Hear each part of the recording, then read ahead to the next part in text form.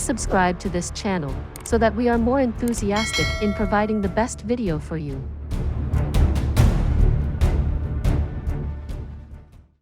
Chapter 111. High Tolerance.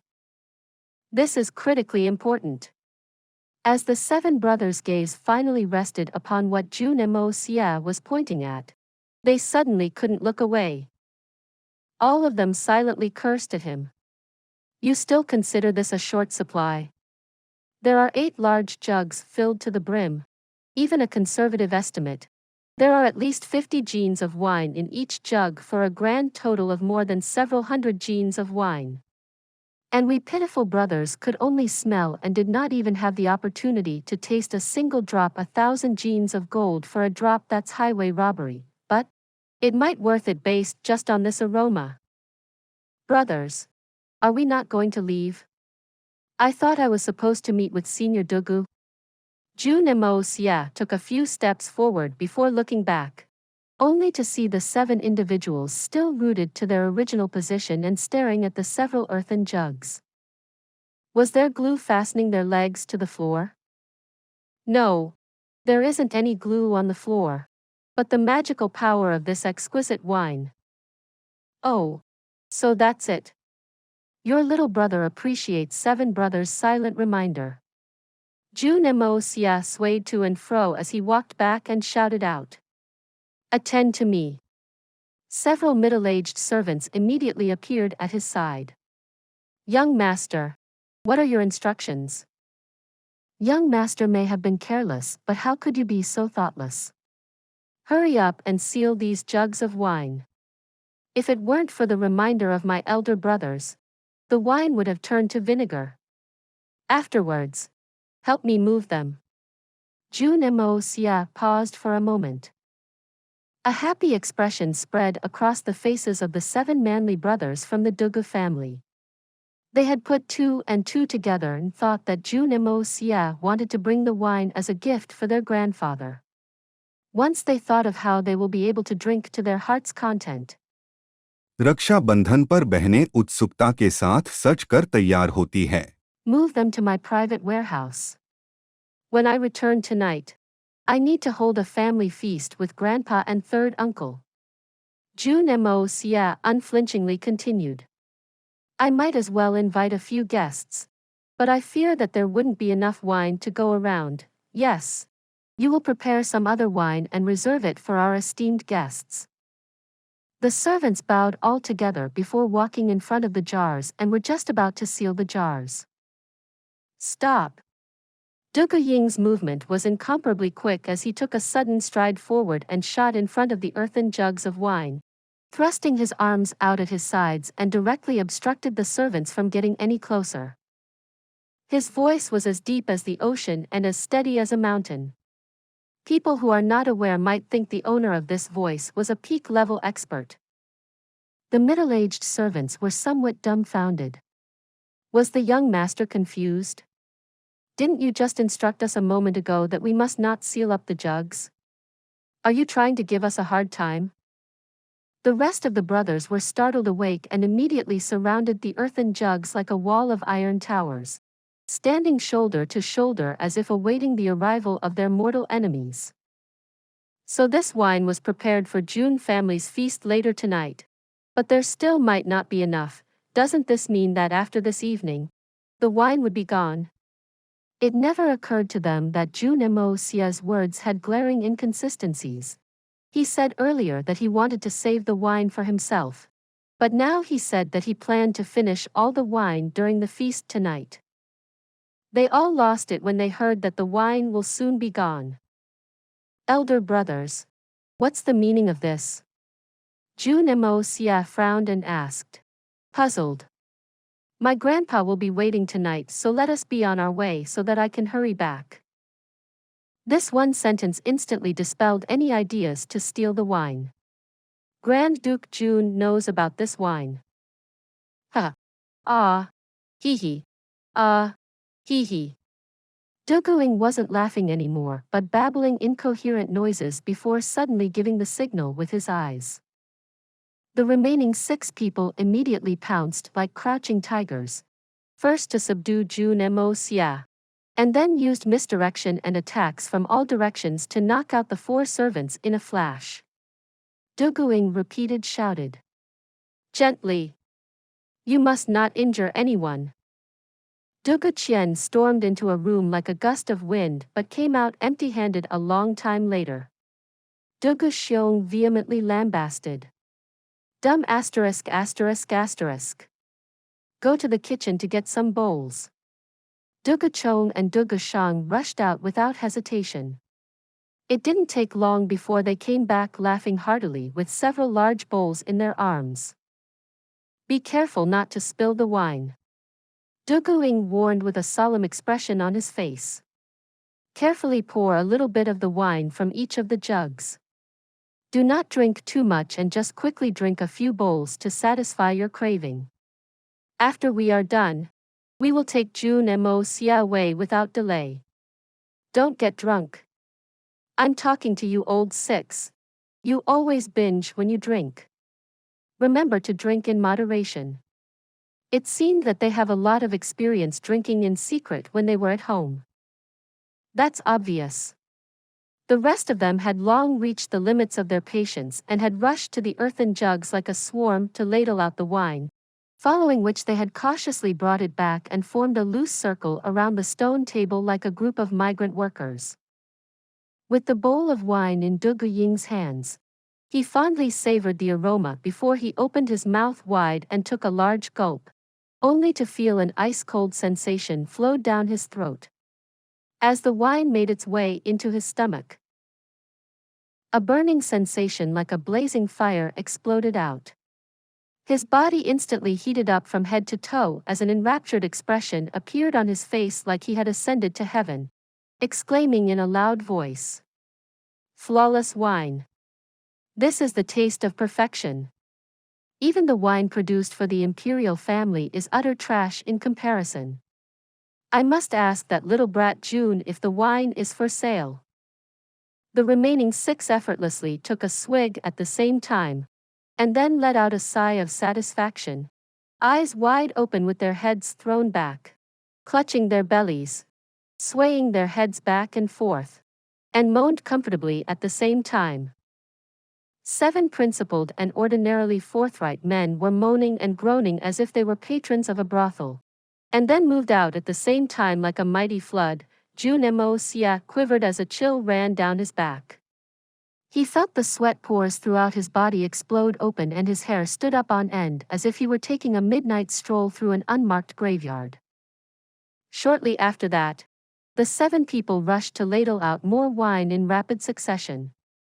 Sounds of dispute echoed out from time to time. Eldest brother, you already had 2 bowls. And I've only had 1. Go to hell, old 7. Trying to steal from me. So delicious. Why are you pushing me? Careful. Old 3 had sneaked in his 3rd bowl. This guy is shameless. Brothers, let's take a break. It never even crossed the 7 brothers' mind that none of the Grand Duke's household guards have come to investigate from the time they would kick down the main gate until now. This was extremely unusual. Such unbridled, devil-may-care carouse caused even Jun Moxie to be somewhat stupefied. This is like a gang of robbers that had brazenly broken into someone's home and not just drink, but drink to the point of being completely plastered, all the while completely disregarding the fact that the owner had sounded the alarm a long time ago. Appearing without a sound, Jun Wui smiled and winked at Jun Moxie before silently disappearing. Outside the courtyard, several hundred Jun family guards quietly dispersed. This was just unprocessed wine. It hadn't even been blended nor has the flavor been adjusted.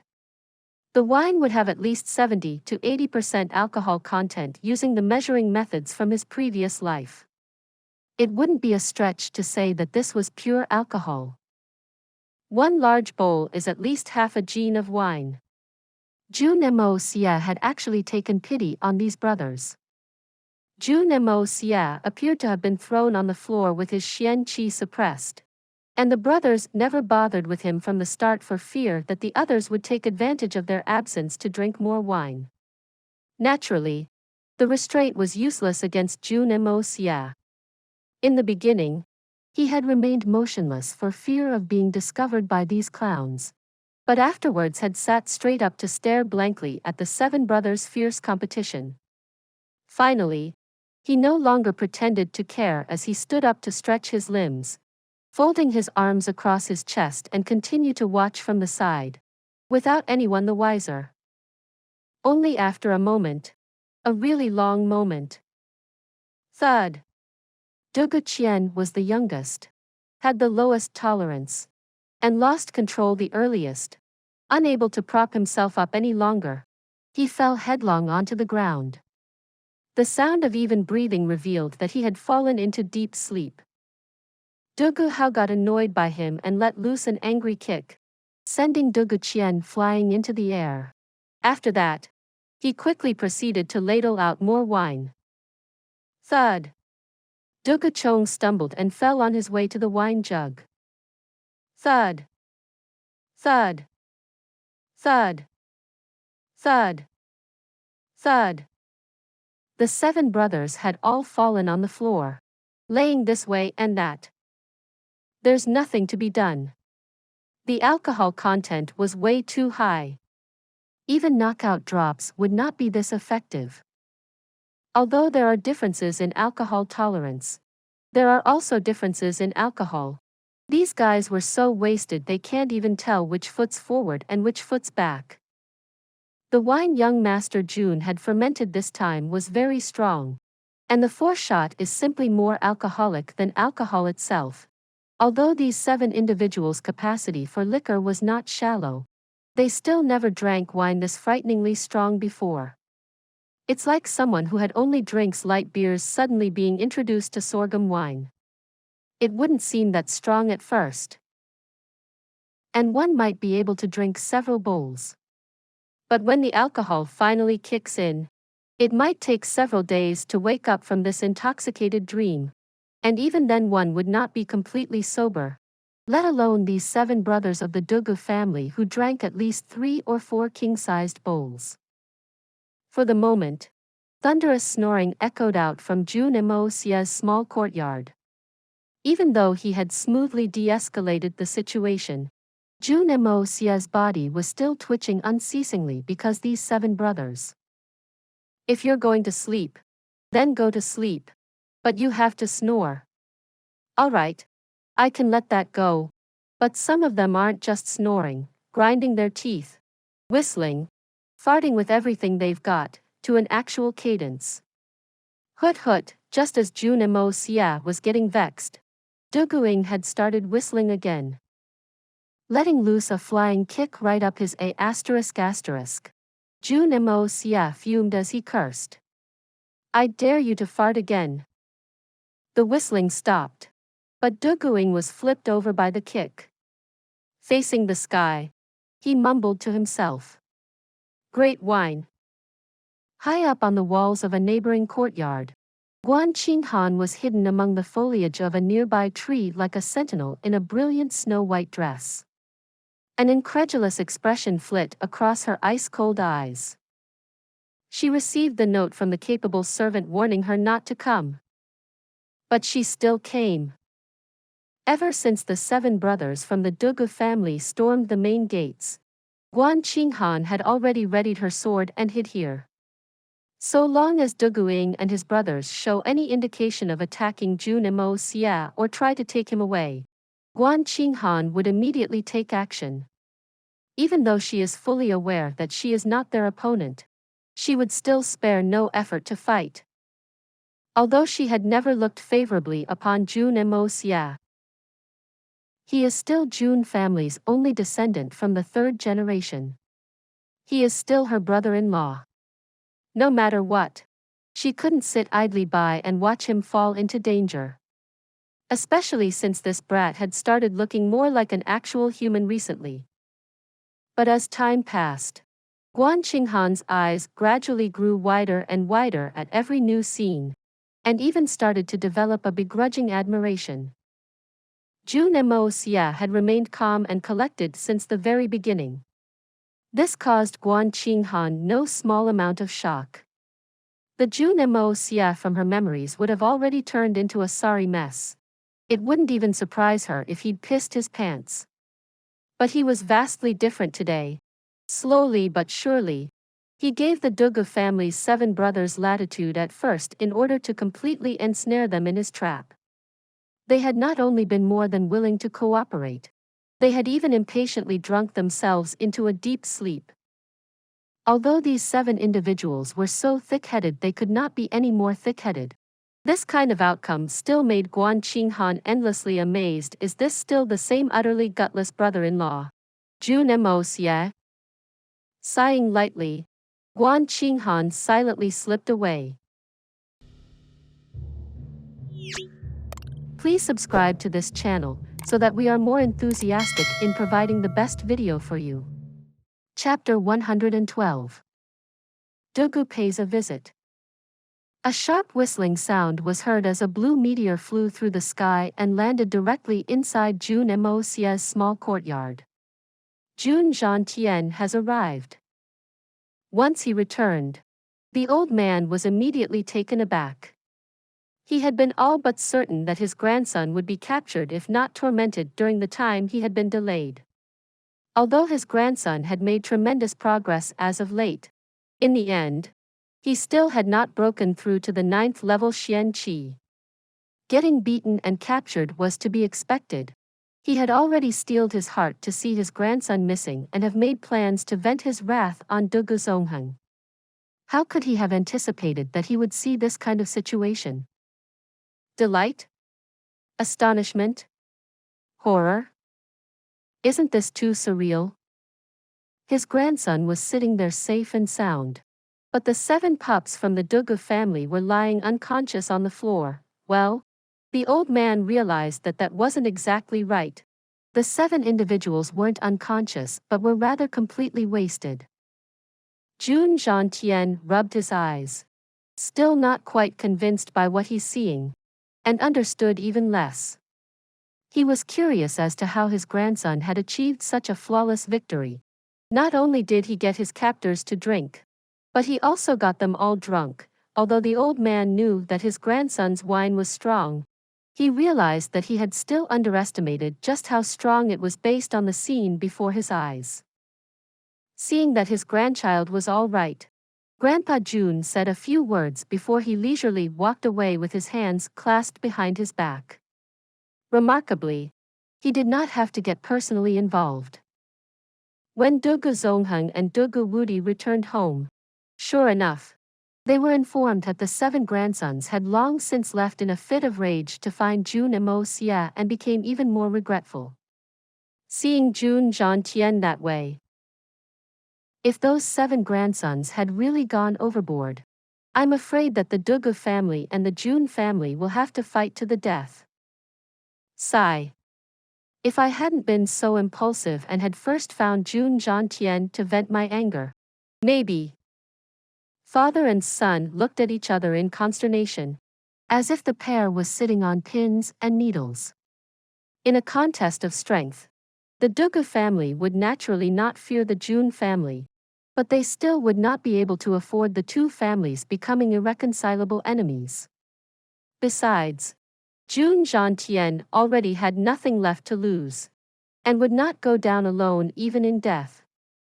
If the 2 families enter a blood feud, not only will the Dugu family suffer Jun family's wrath, but the entire Tianxiang kingdom will be embroiled in the conflict. The situation had really gone to S*******. Dugu Zongheng paced back and forth inside the main hall like a cat on a hot tin roof. Standing to the side, Great General Dugu Wudi's eyes blurred from watching, but he did not dare make a sound. The uneasy father and son pair finally felt something was wrong when they saw the sun setting in the west. How come they still haven't returned? These kids couldn't have possibly been so tactless as to have crippled Jun Moxie during his capture, and then run into the old codger, who in a fit of anger. Oh my God! Jun Xie wouldn't have lost his sense of reason, right? As both father and son had reached the same conclusion, they exchanged glances and saw the same alarm suddenly filled the other's eyes. Just then, pounding footsteps were heard as a bodyguard hurriedly ran over. Reporting to the master, Jun family's Jun Moxie had sent someone to make a delivery. Bring it forward. Dugu had a sense of foreboding. However, since Jun Moxie had sent this item, it meant that the youngster didn't experience any major mishap. Feeling slightly relieved, he spun around and sat down on a wooden fauteuil. What Jun Moxie delivered was a very small bundle wrapped in cloth. Dugu lightly squeezed the package in his hand before his complexion rapidly changed, swinging his arm back and swept various items off of the side table. Garbage. A bunch of useless garbage. Dugu violently jumped up before delivering a flying kick to Great General Dugu Wudi's body. Look at this troop of monkeys you've raised up. The old man pointed with trembling fingers. It was 7 against 1, but they had somehow managed to all be captured. Even the family's jade pendants have been sent back. Shameful display. Caught completely by surprise, Dugu Wudi clutched his buttocks and howled in pain, cursing in his heart. What do you mean, I've raised a bunch of monkeys? Weren't you the one who had the biggest hand in their upbringing? The items Jun Moxie returned were precisely to Dugu family's hereditary jade pendants that the 7 Dugu brothers carried on their persons and served as a symbol of their identities. They were also accompanied by a small note. The 7 Dugu brothers are staying as guests of my Jun family. Since we're getting along so well, the brothers will return in 2 or 3 months. Senior Dugu and Great General Dugu, please do not worry. Guests. Return after 2 or 3 months. Do not worry.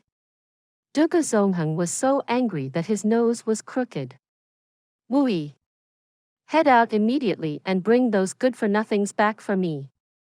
I'm going to skin each and every one of them alive. Dugu Wudi moved as if he had received a pardon and shot out of the door like an arrow. Immediately after, a cacophony of hurried movement came from the courtyard before the sound of a horse galloping was heard fading into the distance. When Great General Dugu Wudi and hundreds of guards arrived at the Jun family's residence, he had unexpectedly kept with formalities and requested an audience. His 7 sons and nephews could thoughtlessly force their way in without the slightest scruple. Young men will naturally act willfully, and this could be chalked up to youthful indiscretion. However, Dugu Wudi cannot be that impudent. Even if he was a rude and unreasonable pain in the neck, he is still the foremost general of the Tianxiang kingdom. He had one of his own men take out his great general's jade slip to hand over to the gatekeeper along with a request for an audience with Senior Jun Xie. The gatekeeper had politely received the jade slip but informed that the old master was not present and had just recently left to visit a friend. Dugu Wudi suddenly flew into a rage. You had clearly returned not too long ago after almost coming to blows with my old man, and I had been hard on your heels. But you are actually saying that you went to find a friend at this time? If you didn't come out on top and detain my sons and nephews, would you have been this carefree? Who are you trying to fool? Of course, after thinking for a bit, a person must lower his head when he stands under the eaves. In that case, I'll ask for Jun Wui. Your son cannot walk. He wouldn't also be visiting a friend, right? The gatekeeper did not head inside to herald Dugu Wudi's arrival, but showed a meaningful smile when he heard the request. So it really was Brother Dugu. Wui is overjoyed that you honor us with your presence. How could I be so inconsiderate? Please make yourself at home, there's no need to stand on ceremony. Dugu Wudi focused his eyes and saw a wheelchair slowly roll out from the courtyard. Sitting calmly in the wheelchair, Jun Moxie was dressed in a cyan-colored gown and had a serene smile on his face as he stared intently at Dugu. The man in front of him looked no different than before. But Dugu's time on the battlefield had tempered his intuition. And his instincts are telling him that things are not as they seem. Calm. Yes. He's too calm. It's precisely this extraordinary calm that makes him feel a sense of foreboding. A sense of fear. A ghastly and chilling sensation. Dugu could distinctly perceive that underneath Jun Moxie's sword-like brows, piercing eyes, and placid face was a proud man who had not accepted his lot in life. A man that's pointing his sword defiantly towards the heavens. It almost seemed as if this peerless warrior, who had been gathering dust for all these years, was about to unsheath his sword and reveal his brilliance, rising above the world once more amidst the roars of dragons and tigers. At this moment, Dugu no longer saw the handicapped Jun Moxie in front of him, but the mighty general dressed in white from all those years ago. Laughing in defiance of the heaven and earth. The eternal soul of the army who had led forces to trample all over the Xian continent. Jun Moxie. He was Jun Moxie's father. An iron-fisted commander that had once emerged victorious in every battle. The indomitable god of war. At this moment, Dugu felt an ineffable sense of veneration. Jun Moxie. He was the only person who Dugu had revered in his life.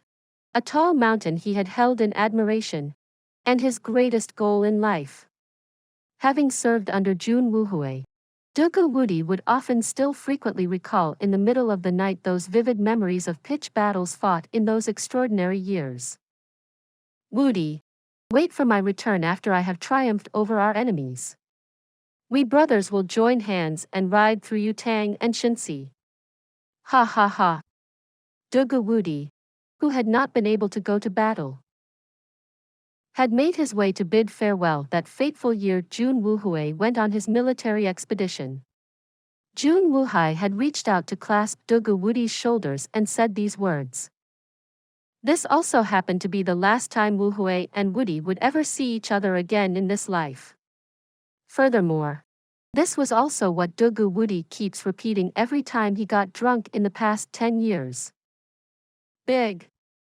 Dugu emotionally took 2 steps forward. And was just about to blurt out, "Big brother," like in the old days, but suddenly awoken from his daze. It was clearly still Jun Moxie before his eyes. Jun Moxie, who is sitting in a wheelchair. The Jun Moxie who had been disabled for over a decade. Dugu seemed to have entered a trance at this moment. Moisture could be seen in his tiger-like eyes. Brother Dugu? Jun Moxie looked at him with an indifferent gaze, staring at this brother-in-arms who had once campaigned alongside him. His sharp eyes seemed to contain no emotions at all. They were tranquil, detached, and aloof. After the Jun family's powerful duo died in battle, Jun family still managed to retain significant influence in Tianxiang. But the difference was night and day compared to before. On the other hand, the Dugu family had risen to prominence during this period and, in one fell swoop, wrested control of half of Jun family's military power. Although this turn of events was by the order of His Majesty and there was no one at fault, Jun Moxie still felt bitter in his heart. He was aggrieved at the fate of the Jun family, aggrieved at his father's suffering, but most of all, he was aggrieved for his late older brothers. He even felt regretful that his elder brother had taken Dugu under his arms all those years ago. During these years he had been disabled. Jun Moxie's anger had long since fermented to a frightening level. Therefore, he didn't even pretend to act friendly in front of this person who had once been a brother-in-arms and a good friend. Besides the heads of the major families, there was rarely any man in the capital that did not fear great General Dugu. But Jun Moxie had never feared him. Not only was he not afraid, but he had also given Dugu the cold shoulder every time they met. Dugu Wudi was unable to respond in turn, unable to look him in the face. Third brother. Your stupid brother has stopped by to check up on you. Your body's been feeling a lot better, right? Haha, haha. There are few people in Tianxiang City that Dugu Wudi was hesitant to cross. And Jun Wui is undoubtedly the one he wanted to avoid the most. If today's matter had not devolved so suddenly and his presence was required, he would not directly meet this former friend. Great General Dugu calmed his mind with difficulty and managed to squeeze out a smile before he continued. I heard my family's 7 little brats did not know how to behave themselves, and have created no small amount of trouble for your Jun family. I have come to take them back and teach them a lesson. I'll find out who ordered them to act so impudent, and I'll make sure they give Brother Jun a satisfactory answer at that time. Even though Jun Wui remained outwardly unflustered, but he wasn't smiling. Who ordered them? You really have the nerve to say that? Oh. There was such an incident? I had no idea. Jun Wui smiled faintly, turned to the side and asked. Did the Dugu family's 7 young masters come over? Please subscribe to this channel, so that we are more enthusiastic in providing the best video for you. Chapter 113. Extortion. The gatekeeper stood at attention and replied. Yes. The Dugu family's 7 young masters have indeed come to find the 3rd young master. As for other occurrences, this subordinate does not know. The gatekeeper had served under Jun Wui in the army years ago. How could he not understand the latter's intentions? So that's what happened. It sounds like the kids were just playing pranks on each other. Why should we get involved? Jun Wui asked as he looked indifferently at Dugu Wudi. Brother Dugu, I'm embarrassed that an esteemed individual such as yourself had to make come here for this matter between the younger generation. I can tell that you really do dote on your children. Dugu Wudi's long face suddenly flushed red as he said. I don't really care about these kids myself, but my old man was worried and forced me to come over and take a look. It would be extremely unfortunate if the 7 kids get carried away and cause any inconveniences for the Jun family. Yes. That would be unfortunate. Jun Wui smiled lightly and continued. But we elders of the Jun family never interfere in matters between the juniors. If Brother Dugu needs to look for your sons and nephews, then you should talk directly to my nephew, Jun Moxie. My body always has aches and pains. I'm already starting to feel unwell from our short conversation. This is a little embarrassing. Dugu Wudi's face turned purple. He hummed and hawed for a long time, but remained speechless. I need to talk to Jun Moxie. Are you kidding me? Do you know who I am? Who is he? Not to mention that I'm also an elder. But everyone knows that Jun family's 3rd master's body and health are not in the best of conditions. Taking the time to speak with me was already giving face. I just couldn't bring myself to ask him to do anything. You quickly lead Great General Dugu to the young master's courtyard. Jun Wui smiled as he cups his fist. Brother Dugu, please make yourself at home. I assume you should still be familiar with the Jun family's residence. Your little brother is a bit tired, so I'll take my leave first. 3rd brother, don't have to worry about me. Just take care of yourself. Dugu Wudi forced a smile, feeling entirely awkward and uncomfortable. Although his Dugu family were only carrying out the emperor's orders all those years ago, they had still made their move on the Jun family at an incredibly awkward time when the latter had only recently suffered the tragic loss of their 2 great sons in battle. That's why Jun Wui was always prejudiced against him. Over the years, Dugu Wudi had always wanted to resolve this misunderstanding. Although his conscience was clear, he always lowered his head unconsciously every time he had to face Jun Wui. Because of his honest and upright nature, he had always regretted not standing by Jun Wui when he needed him most. And then his family.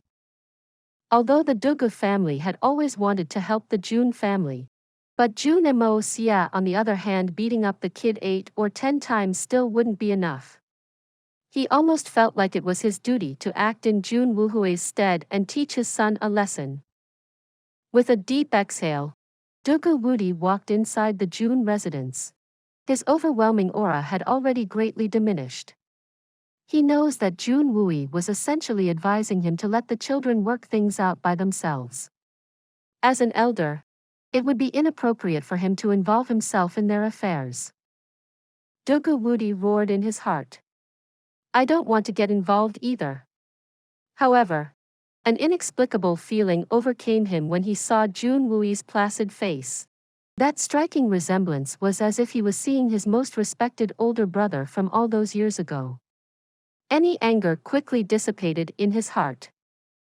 Seeing Jun Moxie standing in the distance, Great General Dugu's imposing aura can't help but emanate out once again. I might have felt guilty in front of your third uncle, but how can this general not get angry seeing how you've played fast and loose with my daughter? Just wait and see how I sort you out, you little brat. Where is the gate to the courtyard behind Jun Moxie? The gate?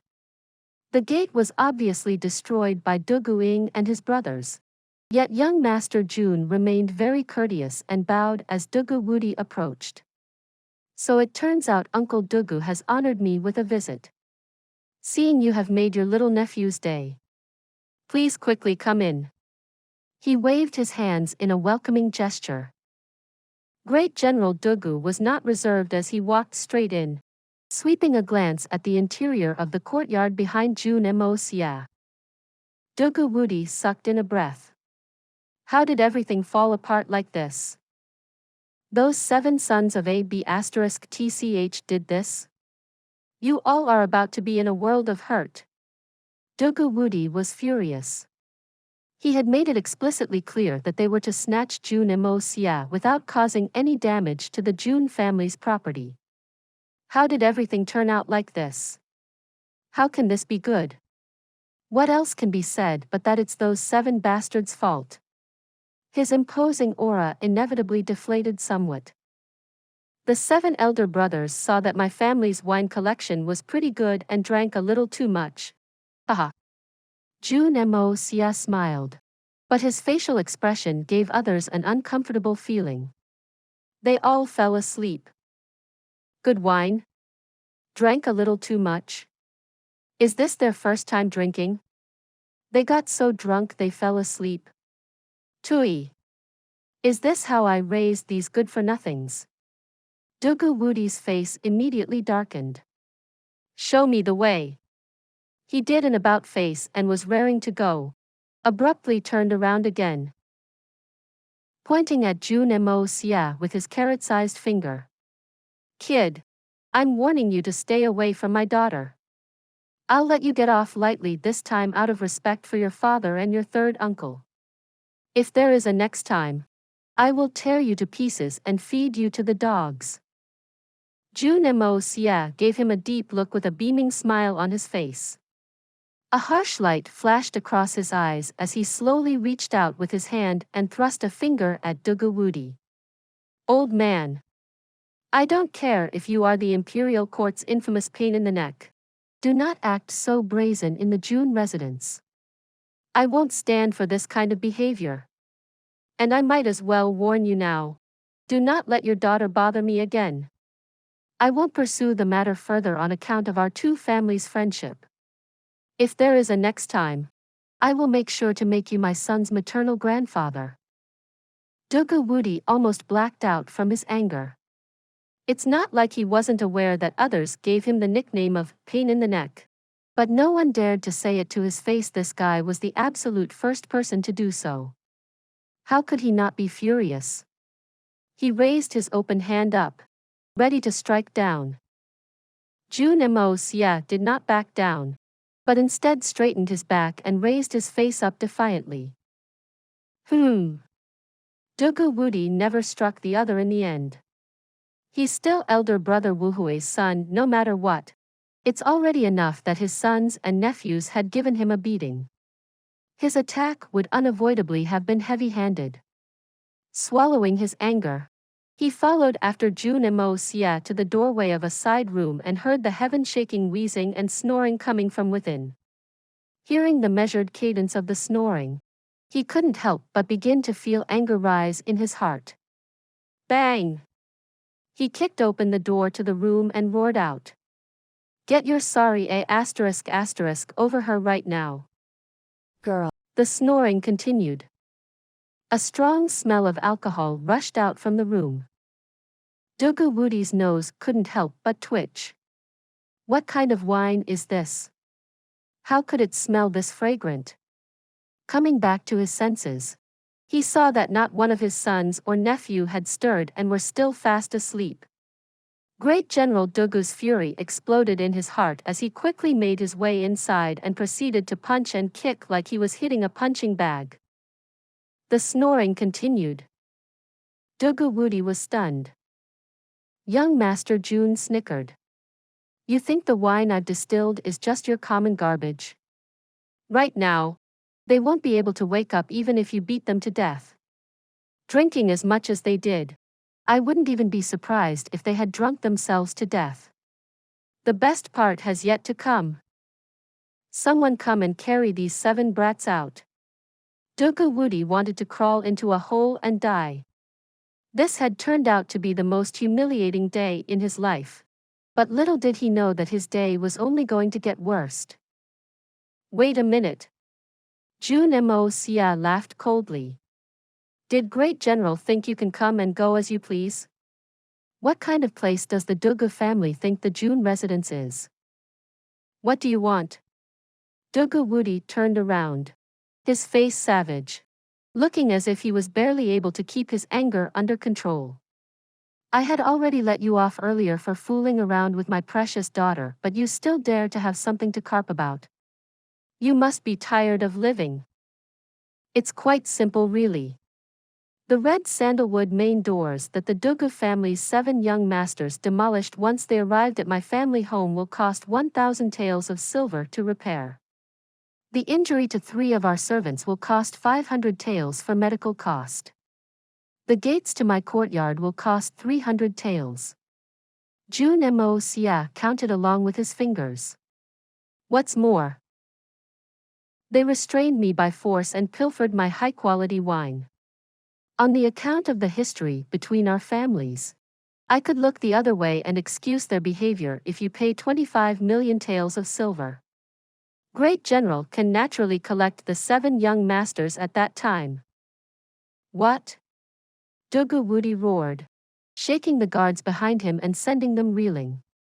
25 million taels? Correct.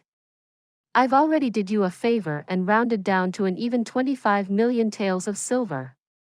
Jun Moxie did not bat an eye and even carried himself with a magnanimous air.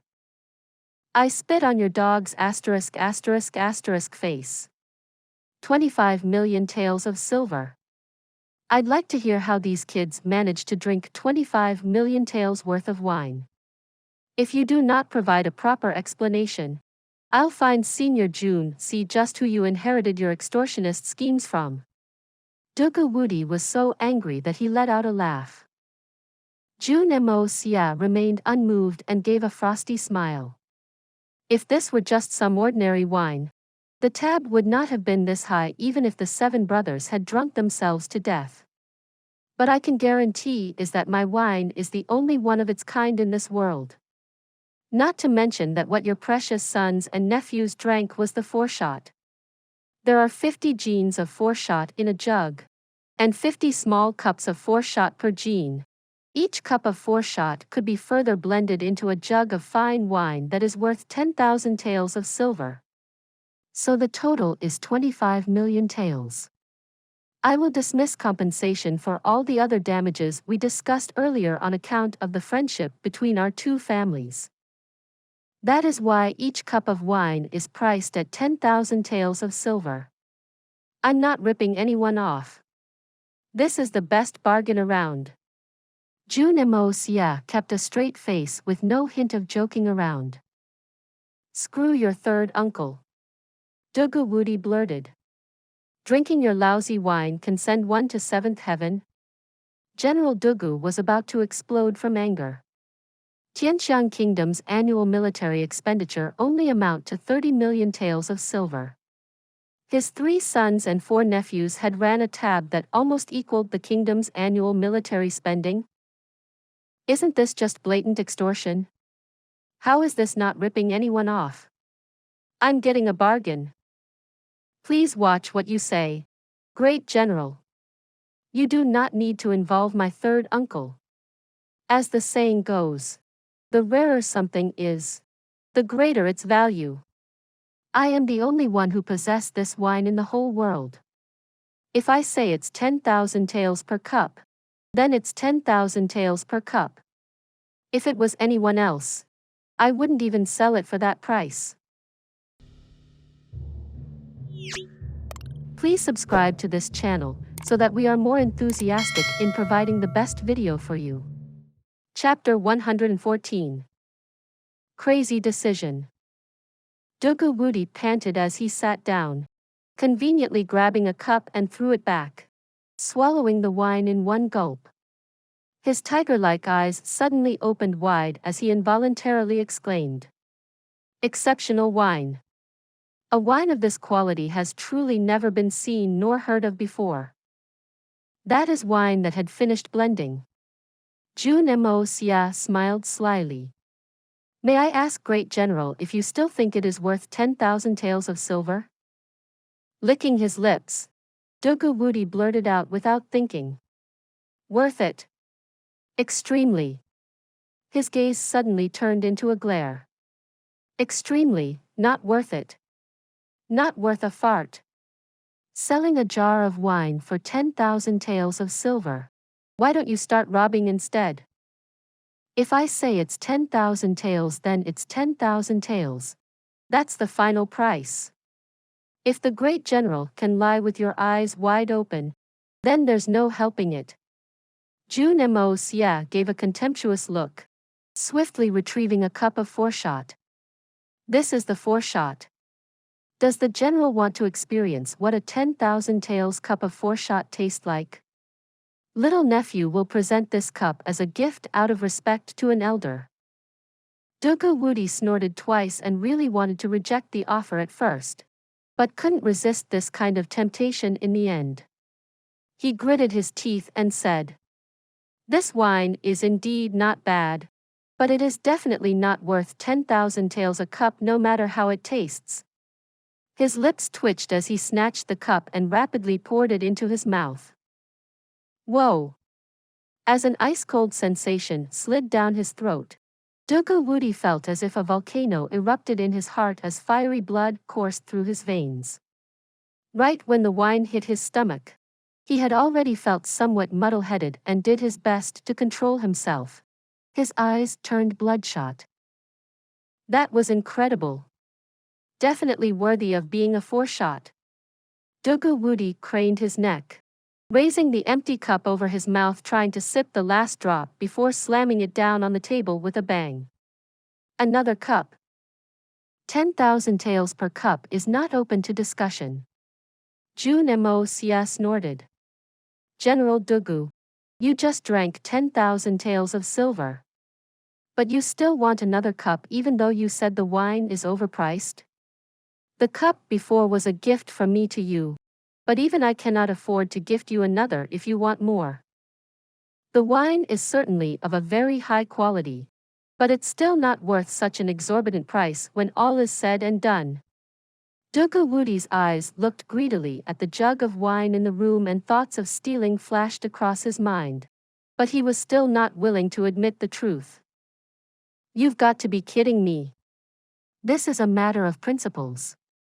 If I admit this cup is worth 10,000 taels of silver, my Dugu family will go bankrupt here and now. Great General Dugu, don't tell me you plan on not paying this debt. Jun Moxie laughed coldly and said. The Dugu family had ransacked my home, insulted me, and even robbed my family's short supply of this one-of-a-kind type heavenly wine. Should I just let this slight go just because you said so? I'm supposed to drop the subject and pretend that everything is fine? My Jun family can't even afford this level of respect. Should we just let your Dugu family bully and insult us in this way? Those are your words. Not mine.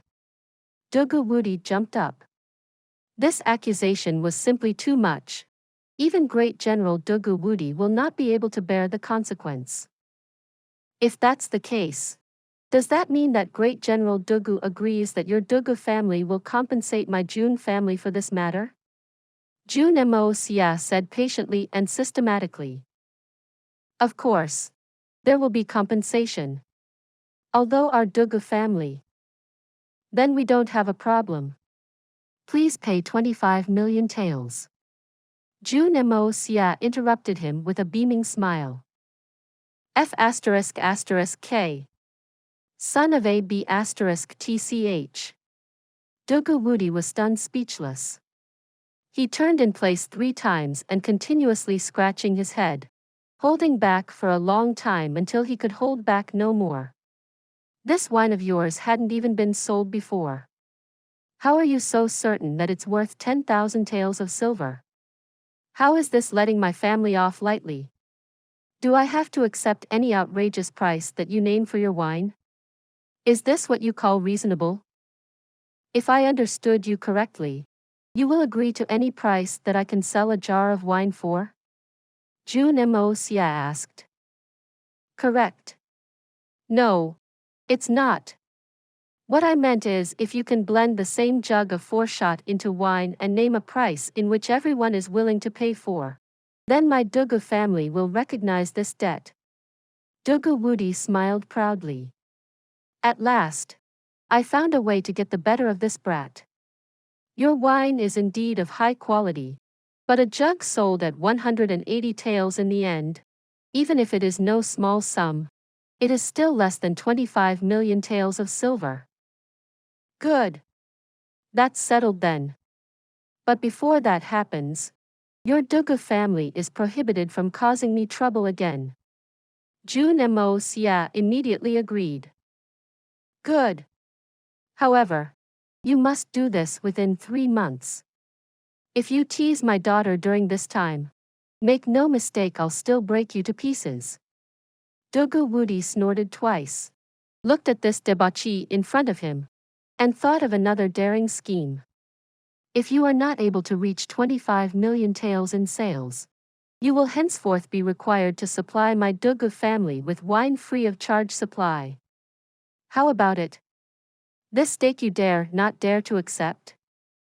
After bidding his time for so long, Great General Dugu finally revealed his true intentions.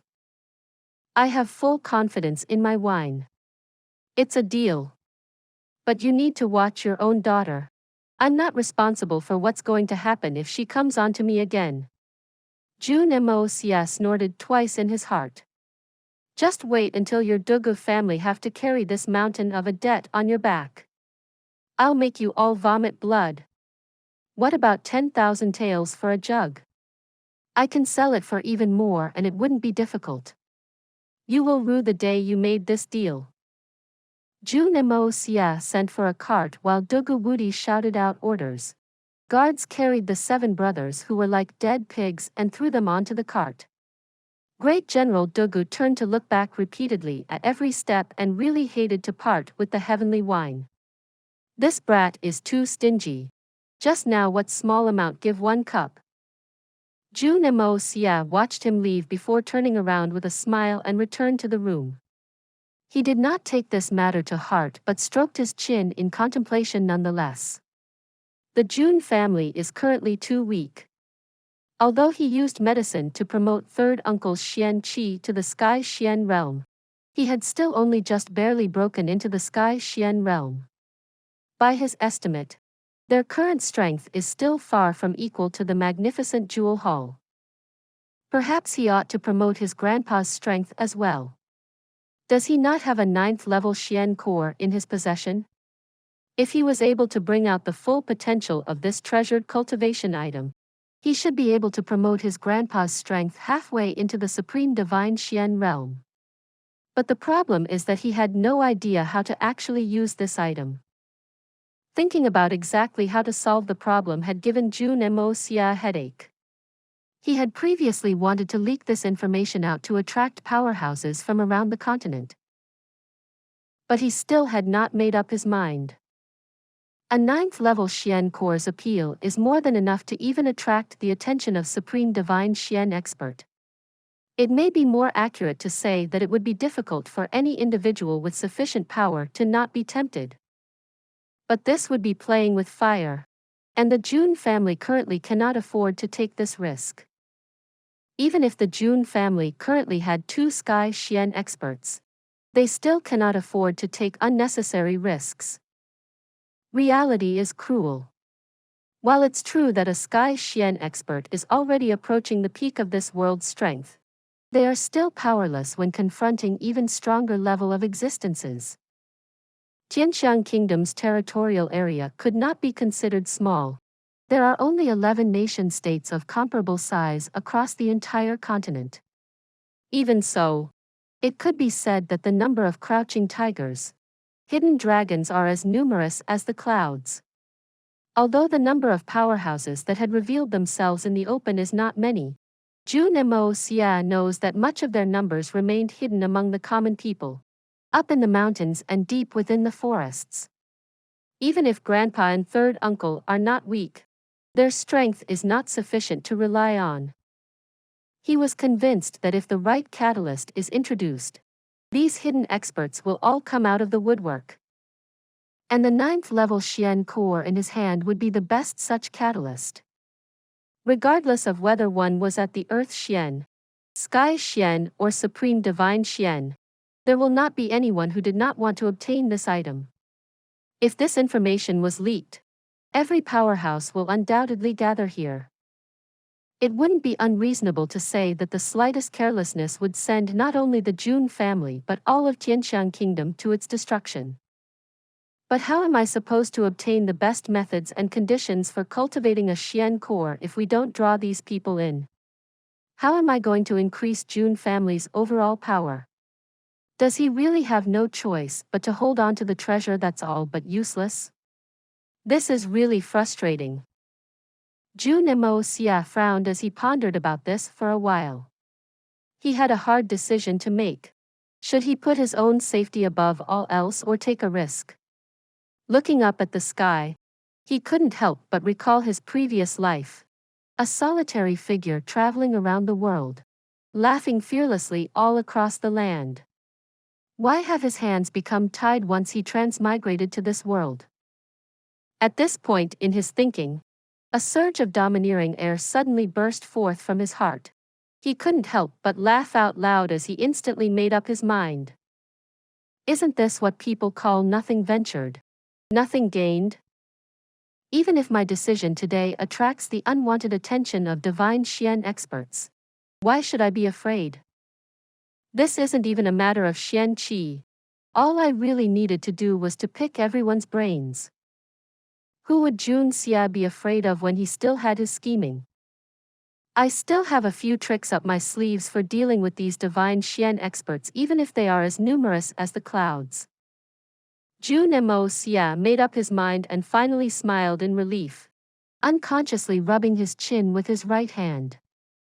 If his fellow apprentices from his previous life can see his current facial expression and this telltale chin rub, everyone would immediately run away as far as possible. That is because Jun Xie had already come up with an extremely brazen, no, one should say a completely insane idea. More importantly, whether his idea succeeds or not, it will still end up shocking the world. Looking out of the window, the sun had already begun to set. Little Qi came in extremely quiet and made a report. Young master, the old master had asked you for dinner. Jun Moxie cried out in alarm. Why is Grandpa in such a cheerful mood today? Is there some sort of special occasion? Jun Moxie couldn't help but ask after seeing Jun Tian's delighted expression of schadenfreude. I almost laughed to death. I don't know where that old bastard Li Shang got the prescription from, but it says the jade sea coral can restore his shattered dantian, so his grandson bought it at 5 million taels. After a few days of preparations, they were unable to wait any longer and started cultivating with the jade sea coral. Guess what happened? Grandpa Jun smiled as his eyes formed crescent moons, twitching all over from impatience. What happened? Don't tell me it didn't work. Did they end up buying a dud? Jun Moxie followed along with his grandpa's charade.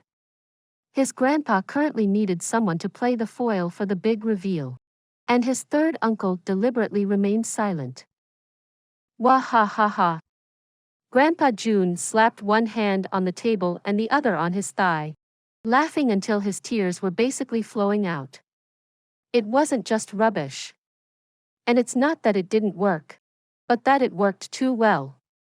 It was too effective. HHA, in the end, I can't breathe, I'm dying here. The old man drank a mouthful of water, choking and coughing for a while before speaking again. I have heard that just at the most crucial moment, the jade sea coral unexpectedly self-detonated. It really was too effective. Wah ha ha ha. Please subscribe to this channel so that we are more enthusiastic in providing the best video for you. Chapter 115. The Man from Magnificent Jewel Hall. Puff. Jun Moxie was drinking a mouthful of wine when he heard that, and started to choke. He unintentionally sprayed out the entire wine on Uncle Jun Xie, who was sitting opposite to him, and started to cough. Wow, haha, Li Shang. That old self-defeating bastard's dantian was so badly damaged that it seemed like he was taking his dying breaths. Even his beloved grandson Li Yuran was also badly affected. It had been many years since the old man had laughed in such a carefree manner. That pretty boy's face was so badly disfigured, haha. Jun Moxie was holding his wine cup with a flabbergasted look on his face. I had only intended on doing minor damage to them. I had never imagined that it would bear such splendid results. I only wanted the jade coral to be a little damaging. That was all I wanted to do.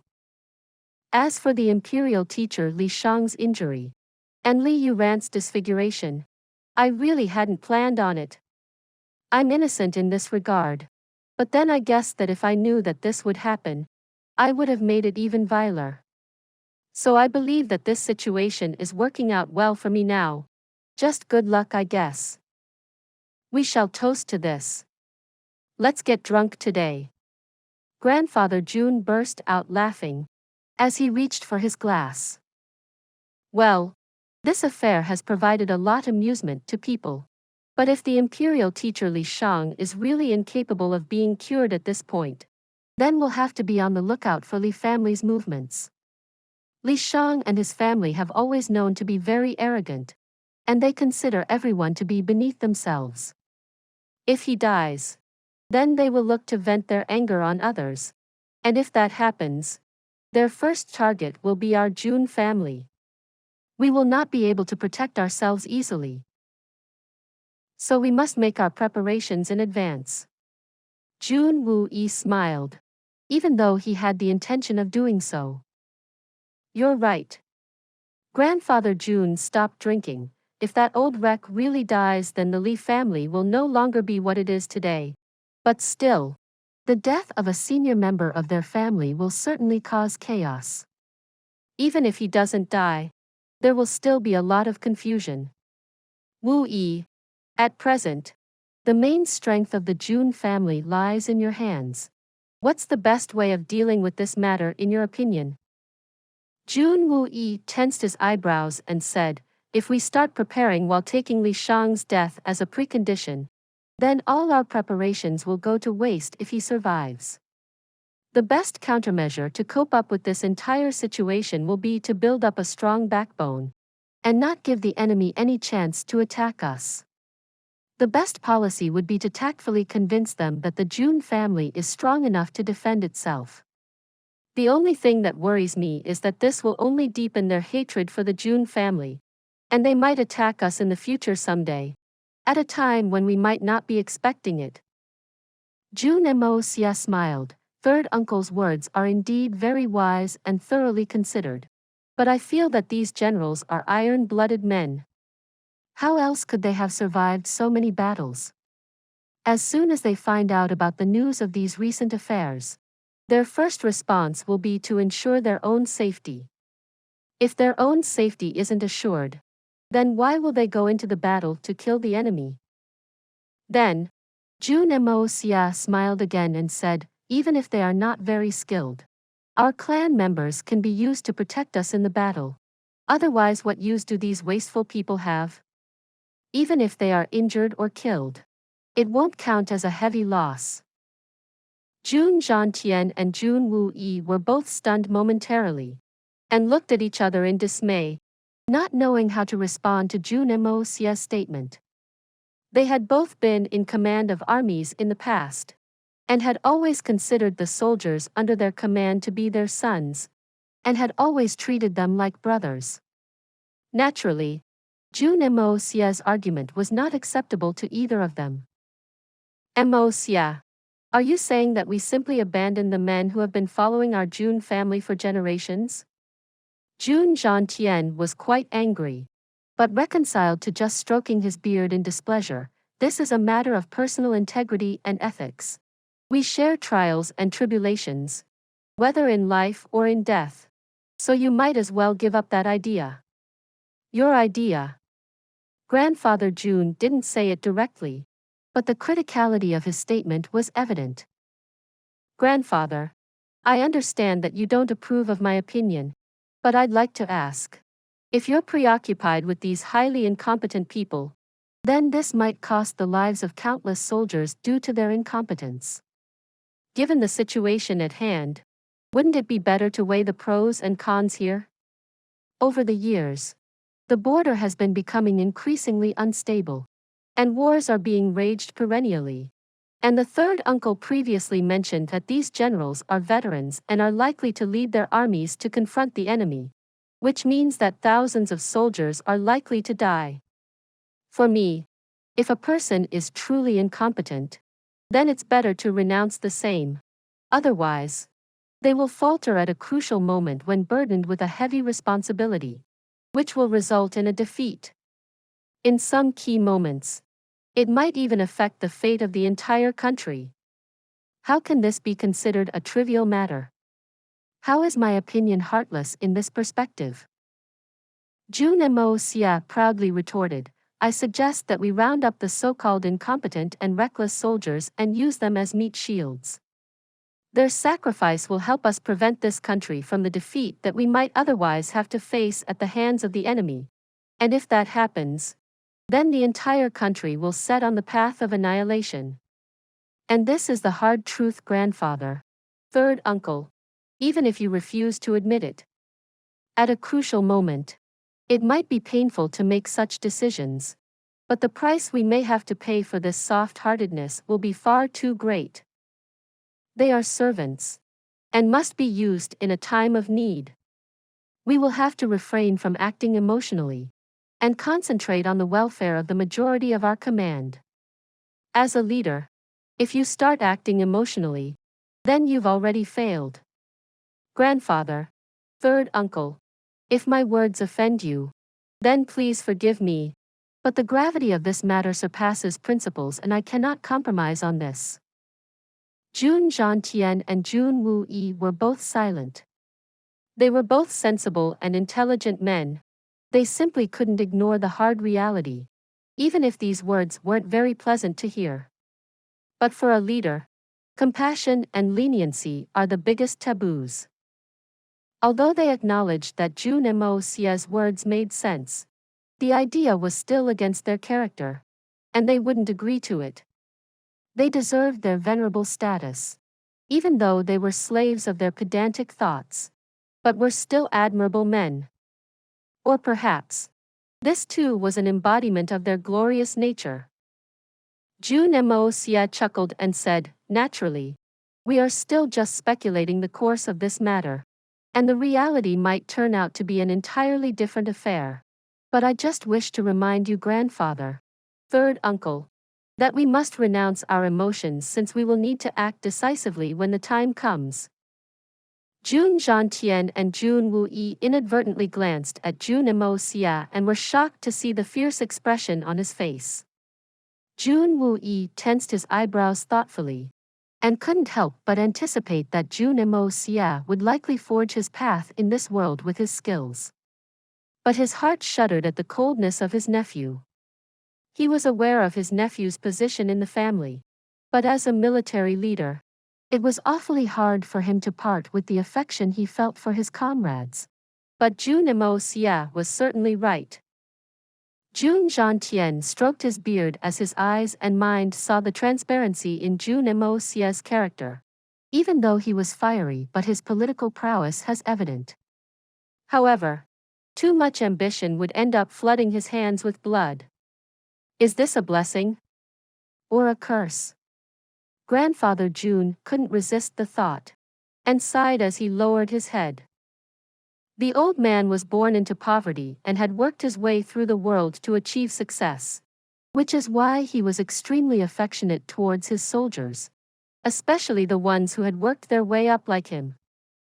In my 60 years of military experience, stricken with wars and politics, I have settled many disputes and taken many lives, even those of young children. When I look back on the number of bodies that I've put on the funeral pyre, Jun Moxie's idea is quite acceptable. In fact, I have to admire my grandson's vision. Jun Wuyi unintentionally arched his head and addressed Pang, "Uncle Pang. This matter is very important, and you must ensure that the necessary actions are taken. This matter takes precedence over all other matters." His real name is Lao Pang, and he's the housekeeper of the Jun residence. Even though Pang's a servant, but everyone knows that he's very close to Jun Xie, so much so that he'd follow him to the gates of death and beyond. Jun Xie has never looked down on Lao Pang and has always treated him like a brother. After his numerous years of selfless service, Jun Xie had once decided to reward Lao Pang with the title of a warrior, which would allow him to avail the riches and pleasures of life. But Lao Pang knew that he wouldn't be able to accompany his elder brother if he accepted the title and refused, even though Jun Xie insisted, and still continues to serve as the housekeeper. Jun Wuyi has always treated Lao Pang as an uncle since he deserves the respect. Lao Pang nodded as he smiled, and walked out.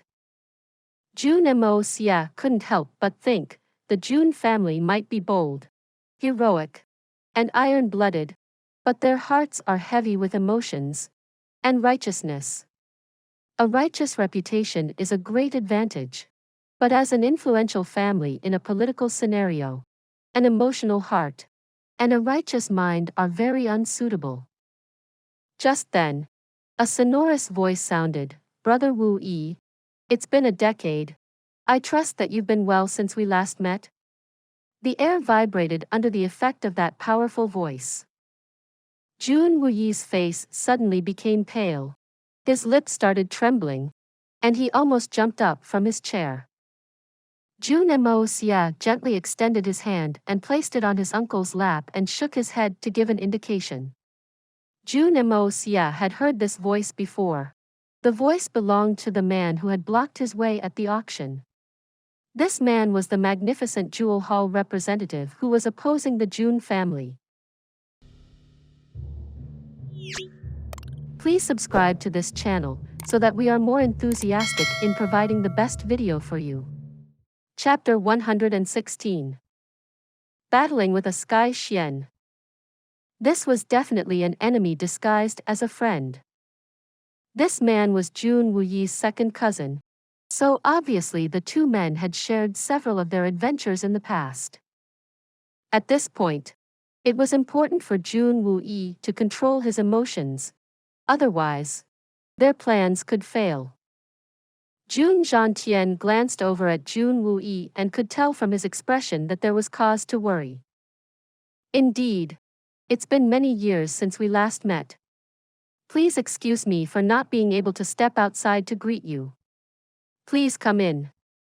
Jun Wuyi sat there motionlessly, as he greeted the man in an honest and deep tone, which sounded quite sincere and heartfelt. In a split second, Jun Wuyi had calmed his mind down, and the tension on his face had given way to a serene and calm expression, while his eyes were splendidly concealing his true feelings. Jun Wuyi turned to Jun Xie, "Father, you need not engage in this affair personally. I can answer for myself here." Jun Xie slowly, but critically, nodded. Jun Moxie smiled and stood up. He gently walked over and stationed himself behind Jun Wuyi's wheelchair. "Third uncle, I'll keep you company." He gently pushed the wheelchair outside the dining area. He couldn't help smiling coldly in his heart. The Shengbao family and Jun family indeed have some grievances.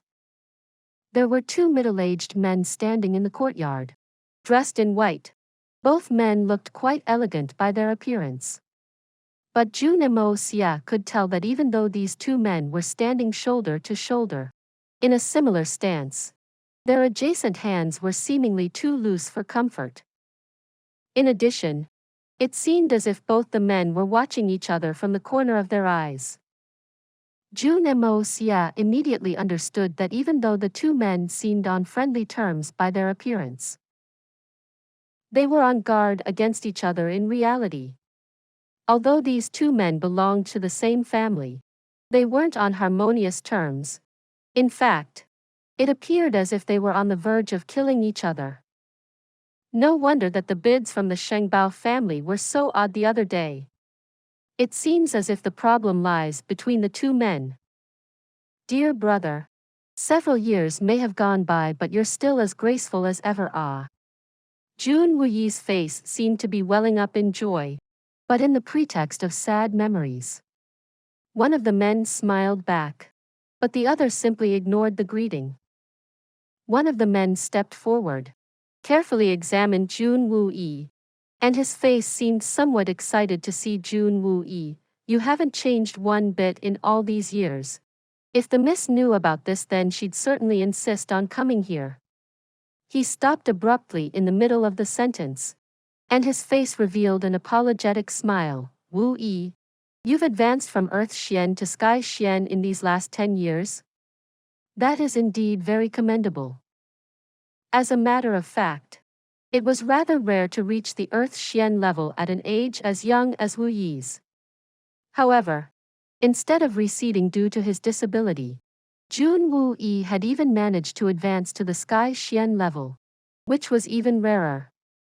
However, Jun Wuyi was a cripple, and even his cousin couldn't overlook that fact, and was admiring him even more now. The moment he heard the word "miss," a wave of sadness washed over Jun Wuyi's face, and it took a while for the muscle spasm on his face to return to its normal state. The other white-dressed man's face suddenly became queer, while his eyes glared at Jun Wuyi in a murderous manner. "Jun Wuyi, although your lower body is crippled and completely wasted, it seems that your upper body is still fully functional. Plus, you seem in a very good mood right now." The other man laughed as he verbally mocked Jun Wuyi. This man's attitude was poles apart from his companions, and it was evident that he was a sworn enemy of Jun Wuyi. "Indeed, you're right about that. My third uncle's lower body might be useless, but I'd like to see your distinguished head ending up the same way."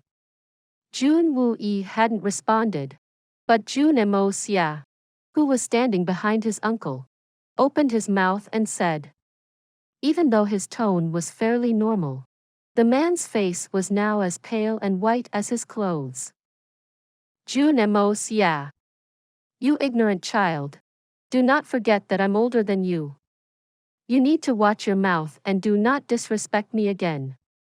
You think that I can't slaughter you because this is your house? The man in white looked at Jun Moxie with murderous intentions, while the corner skin of his eyes were already beginning to converge, as his face became a bit grim and a bit scary. Haha. Sire. Right now, you're standing in the Jun courtyard, not the Shangbao courtyard. And, standing in the Jun courtyard, you first insult a master of the Jun family, and then you dare to threaten the young master of the Jun family? Do you actually believe that if the young master of the Jun family ordered it, then our men won't cut you to pieces? Jun Moxie leisurely looked at the man and watched as his expression turned even graver. Ha ha ha. The man looked skywards and laughed for a while. And then he addressed Jun Wu-yi. Jun Wu-yi, he's your nephew. So I'd really appreciate if he keeps his mouth shut. Unless, of course, he wants to get beheaded by my blade. Ha ha ha ha, Jun Wu-yi. And you should also tell him to not mention the strength of the Jun family again. And then he threatens to kill me? Ha ha ha ha. His ignorance is funny. He dares to be ignorant in front of a man who is far more powerful. His attitude is admirably pathetic. Xiao Han. This is indeed the Jun family's residence. So you better watch your arrogance. The other man in white berated furiously. If you do not wish to stay here with me, then please leave before making any more irresponsible remarks. Mu Shuatong. You say that this is Jun family's residence? So then, even you're not qualified to shout at me. The white-dressed man named Xiao Han stated without looking at his companion, and was still eerily staring at Jun Wu-yi. Ha ha ha.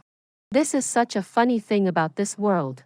So many people think that they're highly important, it's just so interesting to watch. Jun Moxie laughed out. Brother, don't give yourself so much importance. Touch your conscience and ask yourself, what good would you be to your family if the Jun family slaughtered you here today? You'd just be another dead man. Do you really believe that they would go to war with the Jun family for this? Jun Moxie continued to look at the man as he continued to mock him. Pitiful child. Let me tell you the truth. Even if a man dies, the sun and the moon will still rise in the east and set in the west. Do not take yourself too seriously, because once you neglect this point, you'll certainly suffer setbacks, and you'll end up falling a long way. This is my sincere and earnest advice. Free of charge, ha ha ha. I'm nice that way. The man's shadow flashed, making a pop-pop sound. The white-dressed man furiously rushed over and raised his hand to slap Jun Moxie in the face. Jun Moxie was in the middle of laughing but was forced to retreat to dodge the incoming strike. He slanted his body backwards but was unable to avoid the hand, which ended up hitting his shoulder. But simultaneously, he also managed to extend his elbow and raise his knee. Puff puff, the man uttered, as his face went green, while his steps retreated and his body's posture became very uncomfortably unnatural. His two red eyes were flaming with rage as he continued to painfully glare at Jun Moxie, and it seemed that he was angry enough to swallow Jun Moxie alive. Even if Jun Moxie was being rude, he was still younger than the man. The man only wished to teach him a lesson and hadn't intended on killing him.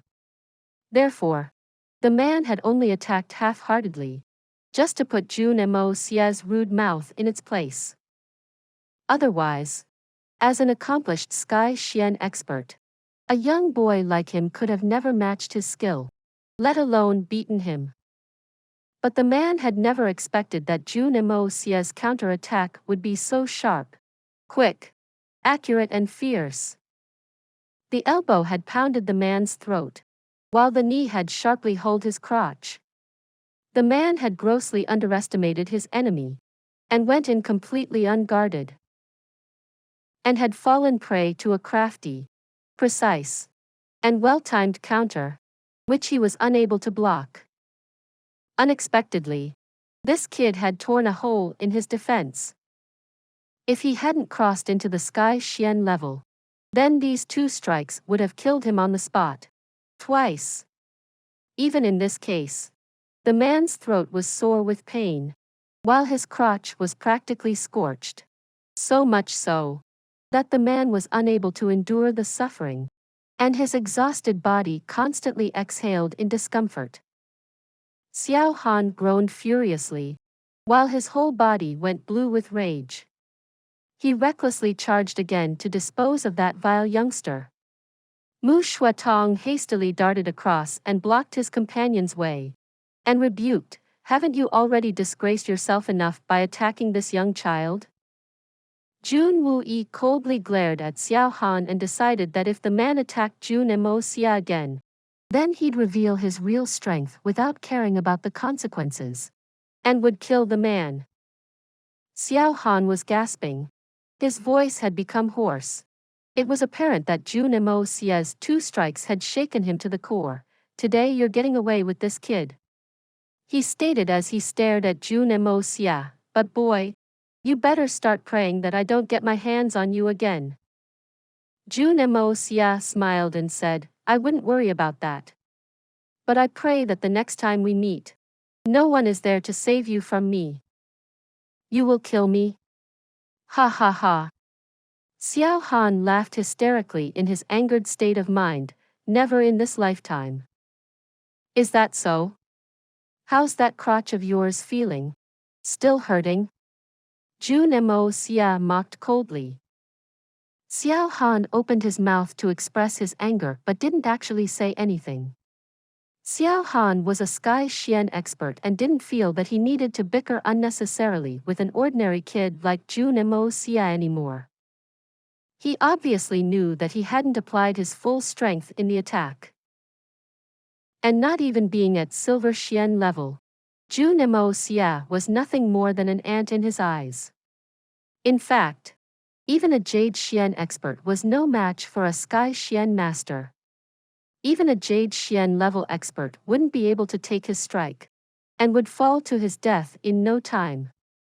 If a learned man had attacked his throat and crotch in this manner, then he would have been apologetic and would have been scared to death by now for the fear of the consequences. But instead of being scared, Jun Moxie was gloating about it. Jun Moxie asked coldly, "Brother Xiao, don't tell me that you've come this far to argue with my nephew, ah?" Xiao Han snorted but didn't say another word in reply. Mu Shuatong smiled and said, "Wu Yi, I have come to see you after 10 years. And so, I've gotten you a present." Jun Wuyi's heart started to beat faster. Is it from her? Please subscribe to this channel so that we are more enthusiastic in providing the best video for you. Chapter 117. The life doesn't go in reverse. Yes. It's from her. Mu Shuatong nodded as he replied. He reached into his breast pocket and pulled out a piece of cloth. "She gave this to you for him? Why didn't I know about this? Why didn't you tell me earlier?" Xiao Han was suddenly very furious. The veins in his bloodshot eyes were clearly visible and his fists were clenched. "As you said earlier, you work with me. What is your status? And what's her status? Does she need to notify you of her wishes and actions? You're being ridiculous now." Mu Shuatong looked at his companion contemptuously. "Give that to me." Xiao Han's body flashed towards Mu Shuatong's, and he tried to snatch the cloth. Mu Shuatong promptly put the cloth back in his pocket. Their bodies became shadowy, and a hint of blue light started to emerge from their bodies. Their silhouettes appeared to be forming a circle, as the 2 men started to kick and punch each other. Their collisions were producing loud sounds, while the underlying strength of their strikes was giving rise to sharp and turbulent winds. Their speed was so alarmingly fast that even Jun Moxie, a Sky Xuan expert, could barely distinguish between the 2 men. However, This didn't mean that Jun Wuyi's strength was beneath these men. And on the contrary, now, he was a lot stronger than them. As for why he couldn't clearly see their movements, he had been a cripple for the last decade and had only reached the Sky Xuan level due to the 5 herbs imbued into his body, and it would take a while before his Sky Xuan strength attained stability. As for Jun Moxie, even though his strength was far lesser than the 2 men, his vision was sharp enough to clearly distinguish their movements. He could easily tell that even though Xiao Han was a Sky Xuan expert, his strength was fairly inferior to Mu Shuatong's, and if the latter had any misgivings against his companion, then Xiao Han would have already been dead. But even then, bang! Xiao Han was sent flying into the air. He coughed and choked in the mid-air, and spat out a bit of blood. He landed on his feet, and in a few hops, distanced himself from the others. But his resentment-filled voice sounded at a distance, Mu Shuatong, I will remember this. And you will pay for this later. Jun Wuyi, I will kill you. The smoke and dust cleared, revealing Mu Shuatong's white-dressed figure, standing calmly, but staring at Jun Moxie in a bizarre manner. He suddenly laughed. Wuyi, your nephew is indeed a remarkable fellow. His strikes actually managed to inflict serious damage to Xiao Han, and took out at least 20% of his combat power. Otherwise, I wouldn't have been able to win so easily today. Had I not seen him in action in person, I would have never believed that a boy who hasn't even attained the Silver Xian level could injure a Sky Xian expert in battle. Jun Moxie humbly smiled and said, I believe that once a man is injured in that manner, a downgrade in combat ability is only a natural side effect. However, I was lucky, since he considered me to be an ant, and forgot that ants can sting. Otherwise, I wouldn't have been able to injure him. Mu Shuatong smiled, perhaps that's the reason, I've never seen him struggle in this manner in our companionship of over 10 years, and nor have I ever been able to oust him this easily. It's funny that the first time this happens is the day I first meet you, right? Jun Moxie chuckled, that's because he's never looked down on you. But he thought that I was too small and weak to hurt him. Mu Shuatong glanced at him profoundly and stated in a serious manner, well, I guess that's the case. But now I know that even weak people can be very dangerous, and I will remember to not neglect your ability. Jun Moxie smiled but decided against commenting on it and said, this. I believe my 3rd uncle has been waiting very anxiously. Mu Shuatong laughed. And then he took out the cloth from his breast pocket once again and handed it over to Jun Wuyi. Jun Wuyi's body was faintly trembling while his hands were tightly gripping the handrail of his wheelchair. The rosewood flooring made a slight click sound as he slowly extended his hand and took the small cloth. He held it gently but firmly with both hands as if holding a very precious and fragile treasure in his hands. Mu Shuatong looked at Jun Wuyi, bowed his head and said, the miss has been waiting for you all along. Jun Wuyi suddenly looked up, are you saying that she? Mu Shuatong nodded gravely, the miss is still longing for you. Jun Wuyi's face was somewhat emotional while his eyes were glittery, as his trembling hands slowly and carefully opened the cloth, layer by layer, for he feared disturbing its contents. The small cloth slowly unfolded into a handkerchief. A few strands of jet black hair lay in its center. The delicate embroidery in one corner of the handkerchief read, I haven't crowned my hair in 10 years. And every night I look at the moon and hope to come to Tianxiang. But I know that the life doesn't go in reverse. Jun Wuyi's body trembled like dried leaves shuddering in the wind. And slowly, he lowered his face and pressed it to the handkerchief. He pressed his head against the hair in the cloth, and didn't raise his head up for a long while. Mu Shuatong sighed deeply and said, Miss is preparing to break into the Supreme Divine Xian. Jun Wuyi's entire body shuddered. But he still didn't look up. His face refused to part with the handkerchief, and it appeared that those strands of hair had become his entire universe in that moment. Mu Shuatong stood silently and calmly for a long while before he said, "Brother Wu Yi, I came to narrate this affair to you, and will take my leave now.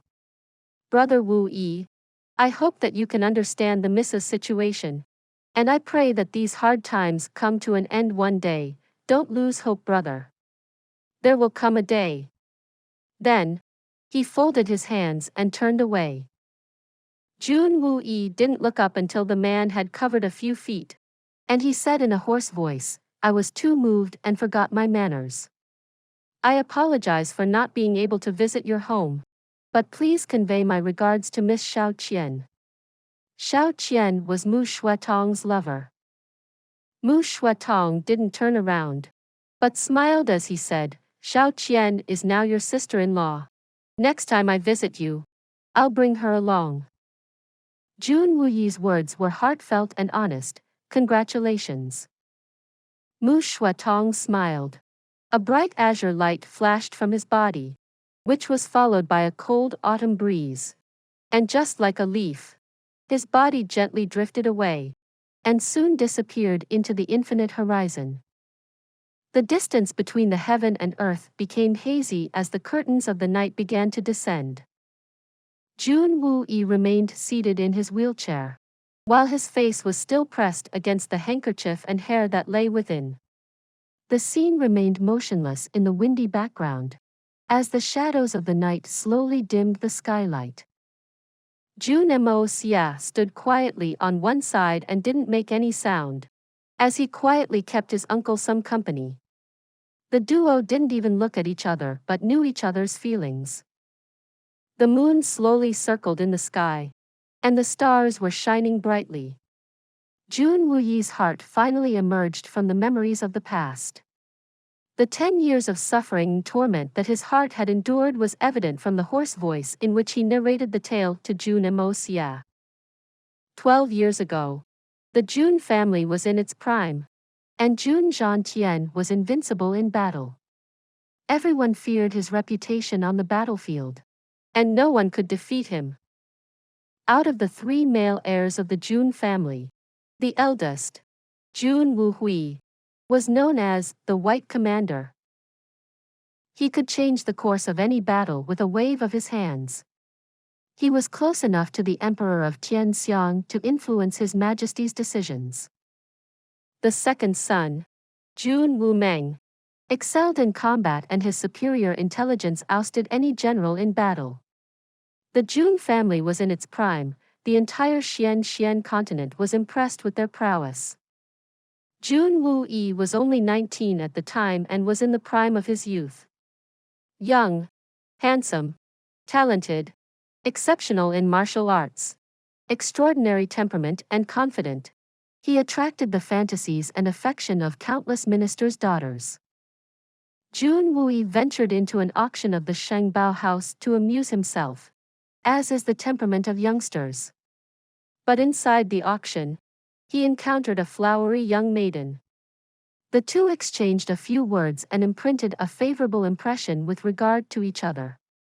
Soon enough, the two of them were touring around the Tianxiang country, hand in hand. Free birds. Jun Wuyi and the maiden, Han Yenyao, would often travel outside the country together, and their feeling for each other deepened over time.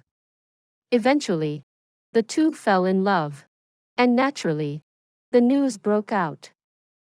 After a while, a few mysterious men appeared in Tianxiang in search of Jun Wuyi. Jun Wuyi was traveling abroad with Han Yenyao, but these people attacked the Jun family without taking note of it. It was obvious that these men weren't afraid of the Jun family, even though it was in its prime. The Jun family suffered heavy losses in the battle that followed. These men killed off several of the Jun family's experts, since none of these mysterious men were below the Earth Xian level.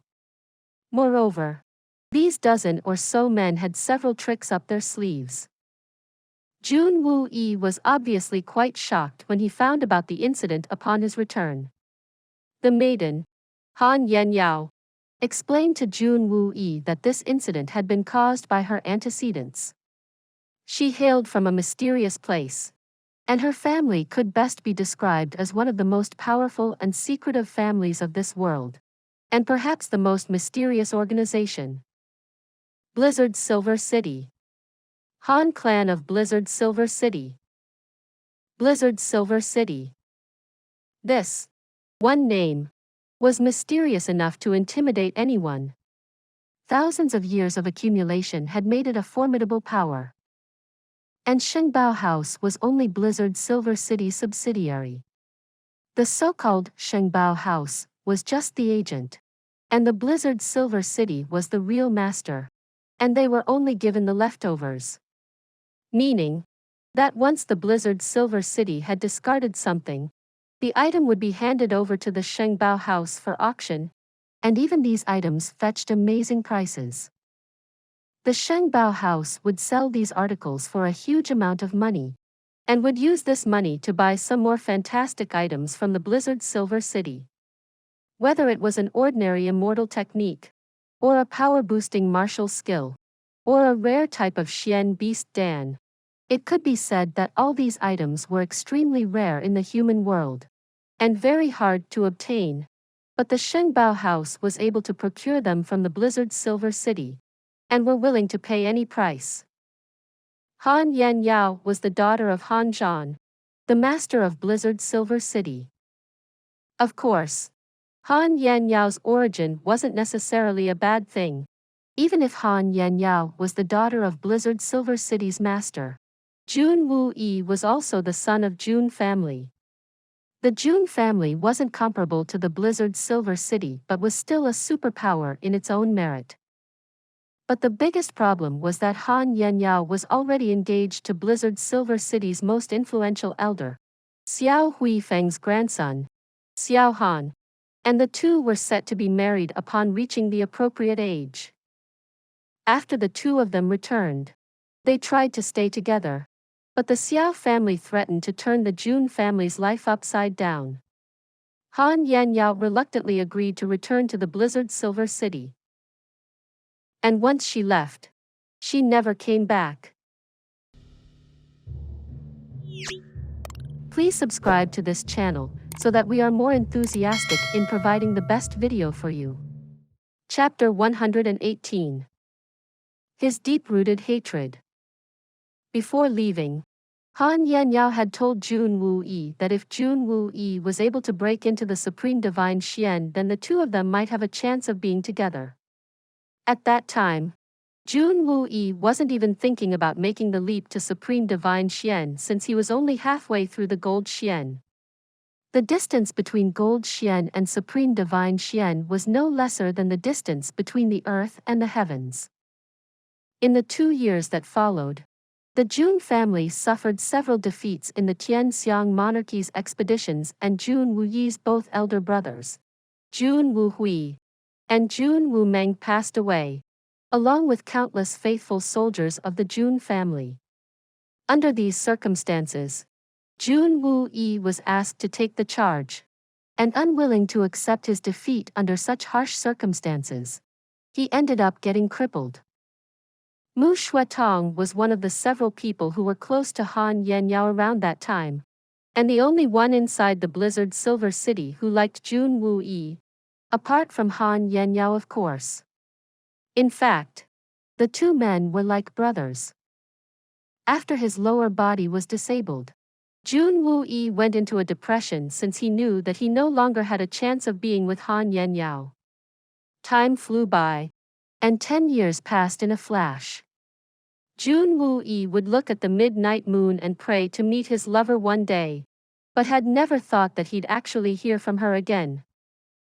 At this moment, several thoughts were surging through Jun Wuyi's mind, causing a tsunami of emotions in his heart. Jun Moxie listened very quietly, without making any sound. He knew that Jun Wuyi wasn't just saying these words for the sake of it, but actually meant them from the bottom of his heart. He had locked these emotions in a forgotten corner of his heart for the last 10 years. And now that he was unexpectedly received a word from his lover, he simply couldn't control his excitement and his desire anymore. Right now, all he needed was a casual listener so he could vent out his emotions. He probably didn't care who the listener was, or even if he understood the emotions, he just needed someone to listen. Jun Moxie listened to these words like a stone wall, but knew that it would still be helpful to Jun Xie. Jun Xie had been holding these depressing emotions for too long now. The cold night was covered with fog and smoke, and Jun Xie whispered his tale in low and grave voice. He would stumble, stutter, but continued to narrate his story slowly. The Jun family was slipping from its place of glory, and then my second brother died in a mysterious manner. I suspected that the Blizzard Silver City could have been behind it since they were known to work in the shadows, and so I immediately launched an investigation into the matter. But my military accomplishments were meager, whereas the Blizzard Silver City was too secretive, and I never got anywhere with my investigation. Eventually, I was asked to go to war with the Yutang Empire and managed to gain the upper hand, and it seemed as if I would win if I pushed them just a little bit more. But just at the crucial moment, some very advanced Xian experts mysteriously appeared in the Yutang Empire's ranks, and led their cavalries to confront us in battle, and my whole army was sent into a state of chaos. I had a lot of advanced Xian experts by my side, including a Sky Xuan expert named Jun Moxie. I remember him shouting, "Hurry! Run! Third General! Run!" And then I remember an azure blue light flashing across the battlefield, and his bright red blood started to flow. Several men surrounded me to protect me, and formed a protective section, and they all died in front of me, one by one. Just before they died, they would look at me, and their eyes would scream at me to save myself. I ran over and hugged a dying man. His whole body was completely broken. I could hear his bones as they shattered, and he kept vomiting blood. He growled at me, "Hurry! Run!" It was like I was in a nightmare. Their blood was splashing across my face.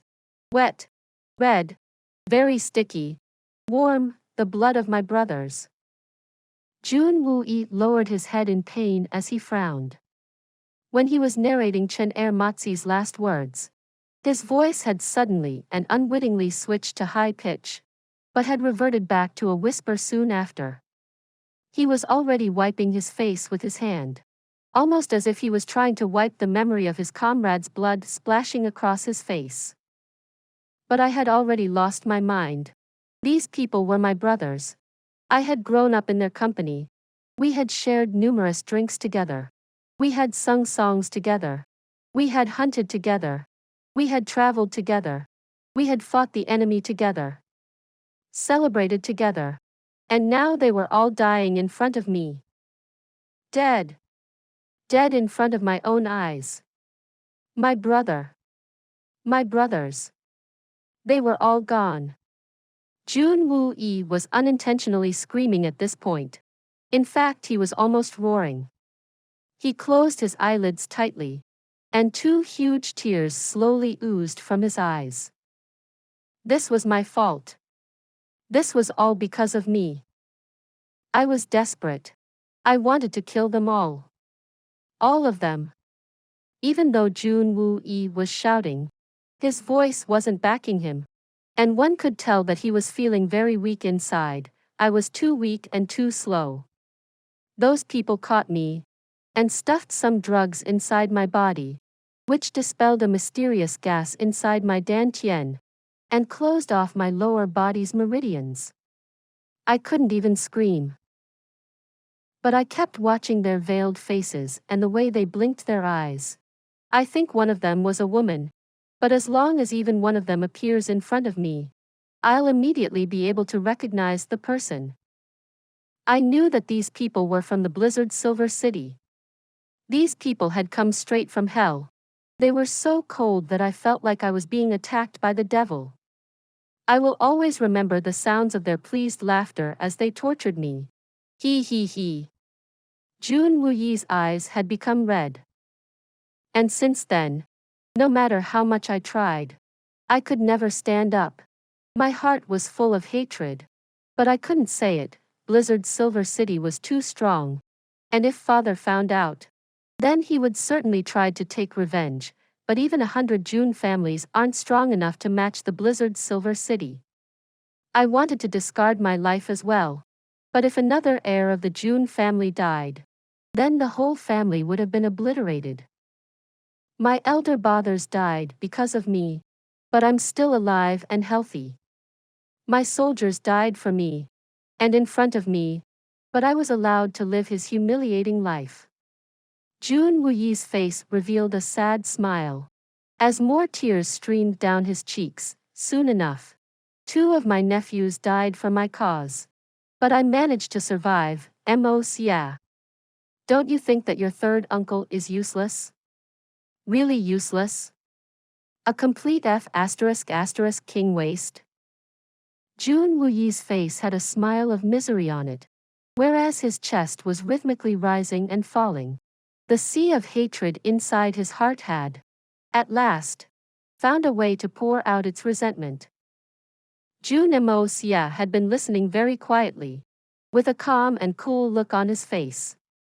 He was quite mused by Jun Wuyi's story, and slowly opened his mouth. In that case, dying would have been too easy for you, but to live such a life would have sure been very difficult.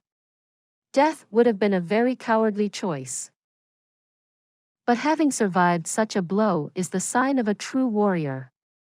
Death would have been the end of your suffering, but to live and bear so much without actually losing your mind. Uncle, you're truly extraordinary. Jun Wuyi smiled sadly. Who says I want to die? I cannot die. I mustn't die, Moxie. Your grandfather had 3 sons, but now 2 of them are dead. And if I also died? Your grandfather will collapse. And the Jun family, finished. Jun Moxie remained silent. These affairs had been simmering inside Jun Wuyi's heart for too long now. And today he had met an old enemy and an old friend from the past, post which he had received a token from his sweetheart, which had completely destabilized his mind. All this, coupled with the fact that his body had just been restored, Jun Wuyi had gotten too excited and emotional, and was unknowingly saying these things since he had lost control over his mind. Over the years, when I closed my eyes, my brothers would ask me, "Why haven't you taken revenge for us?" The blood of my brothers would be staining my face as they would ask, "Third General, why haven't you avenged us? Take our revenge. Avenge our deaths." Jun Wuyi clenched his fists so hard that blood started to drip from his palm. Even in my dreams, I can feel the blood of brothers. Hot, fresh, and it just wouldn't stop flowing. Jun Wuyi leaned forward and covered his face with his hands, and his whole body started to tremble again. Jun Moxie took a deep breath and looked up at the night sky. Suddenly, a wave of energy surged through his body, and that long-dormant desire to kill started bursting out of his body again. He smiled coldly. Blizzard Silver City? Xiao family. You think you're good, ah? You think that you have the strength to do whatever you please? Haha. Maybe for the time being, but now you're my targets. I intend on climbing up the power ladder of this world. And I don't mind using you as a stepping stone. Since I am Jun Moxie now, then I will bear the glory and the shame of the Jun family as well. Blizzard Silver City Xiao family? Hum. Just a few years' time, and this evil monarch will turn your Xiao family to a mouse's leftovers. Jun Zhangtian was standing a fair distance away, staring his only remaining son, and only remaining grandson, and his heart was brimming with mixed emotions. The pain that my youngest has had to bear these years. How silly was I to not know it? Why haven't I taken revenge against the Blizzard Silver City? Did you really think that I wouldn't have found out? Did you think that you could have actually fooled me forever? How did I not know about this feud for so many years? But the Jun family has acquired tens of thousands of followers from all generations. If the Jun family decided it, then we could even impulsively dethrone a small king. And if the whole Jun family came after you, then we'd uproot you. But it will be a very bloody incident. He stood his ground silently for a while. But then old man Jun quietly disappeared into night winds. The uncle and nephew duo remained out in the open, listening to the sobbing of the wind, the weeping and complaining. The autumn was upon the Tianxiang country. And the autumn was growing. On the surface of it, the Tianxiang country was having a very quiet autumn, but it concealed the surge of several birds in its secrecy. At least hundreds of birds has started to flap their wings, and were flying into the fly, drawing a beautiful trajectory. Many advanced level Xians had suddenly ended their closed-door practice after several years, and had come out of their place of hiding to shuttle the street of the Tianxiang Empire's capital, listening to every gossip and paying attention to every unusual action. Like dutiful detectives, they had started to closely investigate the dark side of the capital. Moreover, word would spread throughout the entire continent in a few days, and many people would end up being caught in the excitement after receiving the message, and would make their way to the Tianxiang Empire soon. Please subscribe to this channel so that we are more enthusiastic in providing the best video for you. Chapter 119. Opportunity. Apart from this one, there was another piece of news which was causing a sensation. Unexpectedly, there were riots inside the Tianxiang Imperial City a little while ago, and the northern part of the city was destroyed overnight. The Tang family had gone on an unbridled and unrestrained manhunt, and this whole incident had caused them some serious losses in manpower. It would appear that they had lost something very valuable. This item turned out to be a 9th grade beast Xian's Xian core. Even though this news wasn't confirmed, someone had mentioned this to be the reason behind the unrest, and the rumor quickly grew wings and spread throughout the continent in a very short period of time. This is a great opportunity. We must seize the Xian core. Inside the imperial tutor's house, Li Yuran was sitting on Li Shang's bedside. Really? Our last venture ended up a case of the mantis stalking the cicada, unaware of the oriole behind. How can you be so sure that this is a good opportunity for us? Li Shang's health was a lot better now, but he was still very weak. Even though he hadn't been able to return to his normal health, he was still talking in a normal tone. At the moment, his eyes had a look of glimmer inside them, as he watched his grandson, and waited for his reply. Since that day, after the damage to his dantian, his health had stabilized after undergoing several treatments, but his physical health was still on the declining end of the curve. Li Shang was quite disheartened to know about the state of his physical body, and knew that he wouldn't be able to carry on for long, which is why he was using his time to educate his dearest grandson, Li Yuran. No matter what the issue at hand would be, he would first ask Li Yuran for his views on the matter, and would then point out the flaws in it. This time, however, Li Yuran didn't let him down, and there was a massive progress in his previously finite thinking ability. Even though his understanding was limited on most matters, he was showing a keen interest in learning, which was warming Li Shang's cold heart and was coming as a consolation to him, since it seemed that he had finally found his successor. Right now, the situation is very clear. The Tang family's Xian core was stolen. I believe that only 3 gangs are capable of stealing something like this. But neither of them is stupid enough to allow the matter to leak out to the public, since it would cause them a great amount of trouble, especially at the hands of the Tang family. The Xian core is too important, even more than its owners estimated. And if one of these three gangs had stolen this Dan and the other two found out, then they would try to steal it from the original thief. So it seems that this item was stolen by someone else. In other words, we should be able to seize the Xian core if we were able to identify this party. On the day of the theft, the person manages to steal something important without anyone noticing it, and then manage to disappear without a trace. So it's not surprising that there was no further news on this matter for a while. But now, suddenly, there is more news on this subject. And identity of the item has been revealed, a Xian core from a 9th rank Xian beast.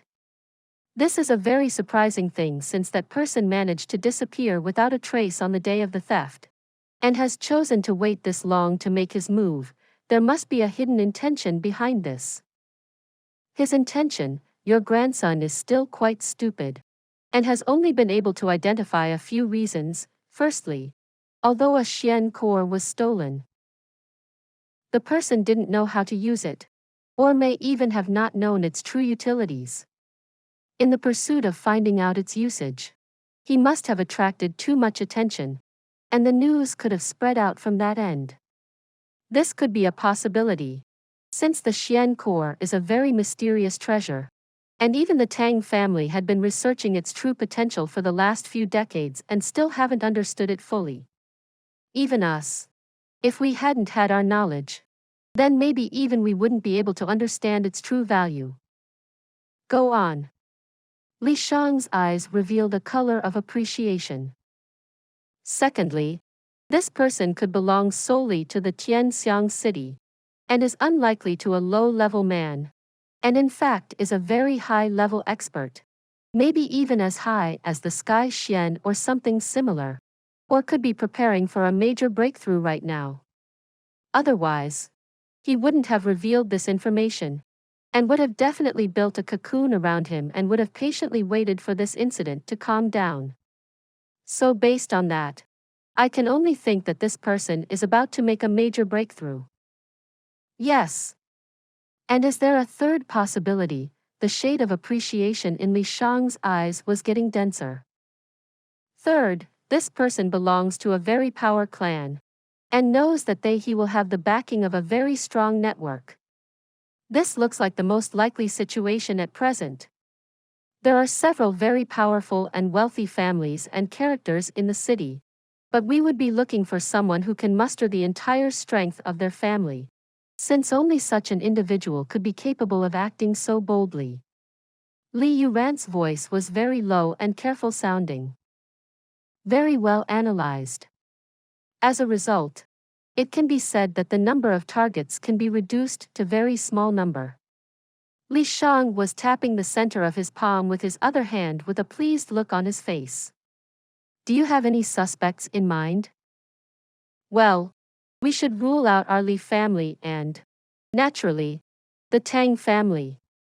So that leaves the Jun family, Mu Rong family, Dugu family, Meng family and Song family. It could be any one of these five. Li Yuran raised his index finger. The Jun family. Even though they are our enemies, Jun Zhantian is an honest and upright man, and wouldn't get involved in such an activity. Jun Wu Yi, even though his physical body is a waste, but his mind is still fully functional, but then again, he is physically handicapped and that limits his mobility. As for the Jun family's young dandy, Jun Moxie, I'm afraid that he isn't capable of mobilizing the Jun family entire power base. So for now, the Jun family is our least likely suspect. But then again, we can't completely exclude them either, since anything is possible in this case. The chances of this being Dugu family's work is not very high either. Although they have the influence and the power to be our Orioles. But fundamentally speaking, the Dugu family lacks the ambition. Otherwise, given the strength of the Dugu family, They could have easily replaced the Jun family by now. The reason His Majesty tolerates the Dugu family is because they are a family of warriors, but unlike the Jun family, they don't have any powerful commanders from the past. The Dugu family's warriors can charge and break past the enemy ranks, but unless a man from the Jun family, like Jun Wu Hui, Jun Wu Meng, or Jun Wu Yi is overseeing the overall situation, the military might of the Dugu family is far from capable of notching a victory on their own. But that doesn't mean that it's not them yet. If they are the ones behind this, then the Dugu family could be seeing the emergence of major personality, and His Majesty would probably suppress the entire family. After all, even though the Majesty considers the Dugu family to be very reliable, they don't have the merit that the Jun family has. But it could still be them. The Dugu family still has a lot of power, right? To think about it, the Dugu family is great and have numerous offspring, but they don't have the unity that the Jun family does. Although the Jun family might appear to be ruined, but the past victories of their four marshals have left behind enough henchmen to shake the foundation of the entire kingdom. But still, the Dugu family's chances are slightly higher than the Jun family's. But when I say that, I would also like to add that I don't really see the emergence of any major characters in their family, and nor do I hear of any movements on their part. The Meng family. Firstly, they are our allies. And secondly, there is no particularly powerful character in the Meng family. So I'd say that their probability is also quite low. Among the major families, the Song family has always kept a very low-key profile. But sometimes the dog that never barks is the one that actually bites. So I would suspect them. Mu Rong family. Well, the Mu Rong family has always been very ambitious and keeps coming up with new schemes all the time. Since they have a strong relation with the royal family, the royal family is unlikely to suspect them of anything, which is why I believe that we should pay a lot of attention to the Mu Rong family. Li Yuran was very carefully analyzing the situation, which is why he was speaking in a very slow-paced manner, and his low-pitched voice indicated that he was quite nervous about his opinion. Well, that was good. Li Shang nodded. However, there are several other aspects in addition to these families that you've missed out on. Please correct my mistakes, grandfather. Li Yuran stated. In this city, the most influential family is the royal family, and you haven't even considered them at all? The royal family is the most powerful family. Although His Majesty's treasures are still remain hidden from common knowledge. If it weren't for the many strong men who are protecting him around the clock, His Majesty would have already been assassinated countless times. You should pay particular attention to that.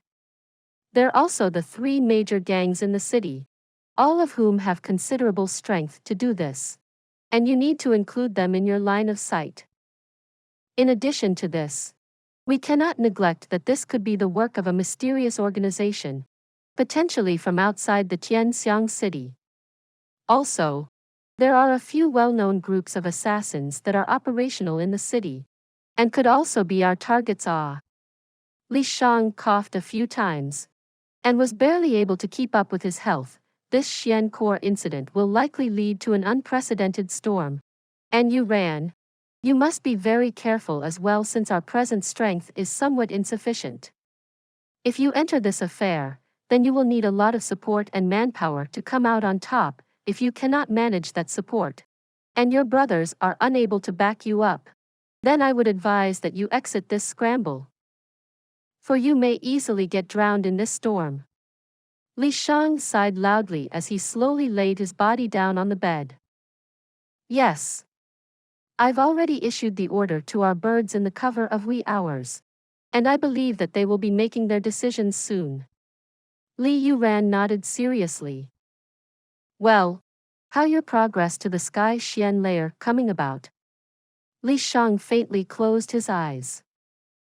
I've reached the pinnacle of the Gold Xian. Li Yuran's voice had a hint of guilt in it, but the state is a little unstable at present. Once it has stabilized, then I will be able to impact the Jade Xian, but... Li Shang raised his hand and stopped him in mid-sentence. Let's not leave any room for carelessness here since we know the consequences of it. I will gladly help you in making the impact, after all. You are the best hope for the future of the Li family. You do not bother yourself with this too much now. Li Yuran gasped. Li Shang had previously used a jade sea coral for healing purposes, which had unexpectedly self-detonated. Although Li Shang had sustained serious injuries, and even Li Yuran's handsome face had been bombed in several places by the explosion, the incident hadn't been a complete disaster, and Li Yuran had unknowingly gained some benefits from it. The jade sea coral contained a lot of aura, which was supposed to help Li Shang heal, but he was unable to absorb it entirely due to the explosion. Because of the sudden interruption, a considerable part of this aura had entered Li Yuran's body during the explosion, and had been left stranded inside his meridians. A blessing in disguise.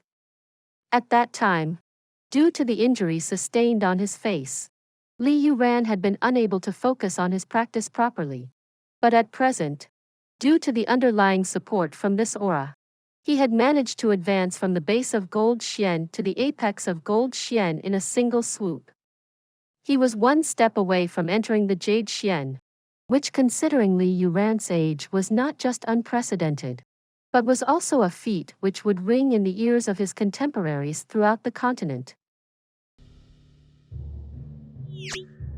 Please subscribe to this channel so that we are more enthusiastic in providing the best video for you. Chapter 120. This life's first deals commission. There's a lot of investigation going on around the destruction of the northern part of the city. It could be a coincidence, but Qin Hu's son, Qin Xiaobao unknowingly and unintentionally offended Tang Yuan and Jun Moxie. Jun Moxie and his sidekick would have surely retaliated in some way, but I don't think that they could be behind the mysterious destruction of the northern part of the city. However, could just be becoming a little paranoid. But I think that this could be related in some way, but I can't really describe the reason behind my suspicions. Li Yuran stood up and started slowly pacing back and forth. At the moment, the northern part of the city has lost its eyes and ears, which is why we are missing the majority of our sources in that part of the town, so we'll need to make up for that loss as soon as possible. Good. You must work on that. Li Shang closed his eyes, would recommend you to join the imperial court, but since you're insisting against it, all I can say to you, Li Yuran, is that I've built the foundation of our family due to my position in the imperial court, and not by sitting beside rivers and lakes. This you must always remember.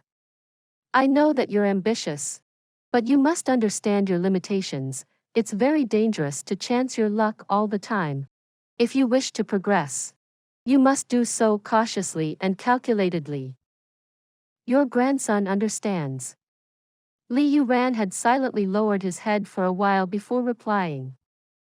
The autumn wind was flowing free and leisurely, and two unknown men were enjoying its delicacy. One of them had a yellow face.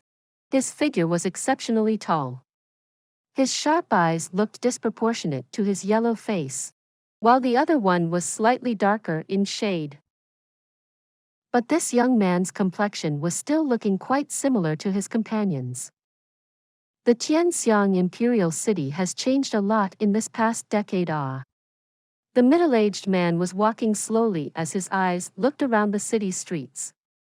His voice sounded a bit desolate, almost as if he had been to a different world, and had suddenly returned to face a different reality. That place was Yi family's ancestral hall 10 years ago, and I grew up playing around there with my brothers, He laughed, but it still sounded like he was weeping. Uncle, you're not getting caught up in the past again, are you? The youngster next to him smiled. After all, you must get used to it. All things must die one day. Whether it is man or a soldier or a system, whatever begins in life, ends in death. If it wasn't about life and death, then no matter what happens, no one would bother about fame and success. To get used to life and death, easier said than done. The middle-aged man sighed loudly. The last 10 years have passed away like a bad dream. I just see desolation everywhere. Once I had brothers, and now they are all dead, and I'm left alone in this world.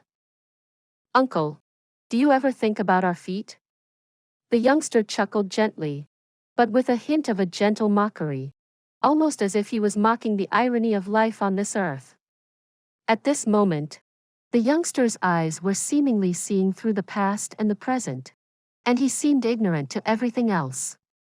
He pointed at the land under his foot. Third uncle. Since ancient times, since tens of thousands of years, do you know how many people have been buried under this piece of land? In a way, we are actually always standing on the corpse of someone else. This moment, we perhaps stepped on the corpse of beggar. And maybe the next moment we might be standing on the remains of a great emperor. The matter that this thick soil consists of is comprised of a mountain of bones. Life and death are just like dry and vegetation.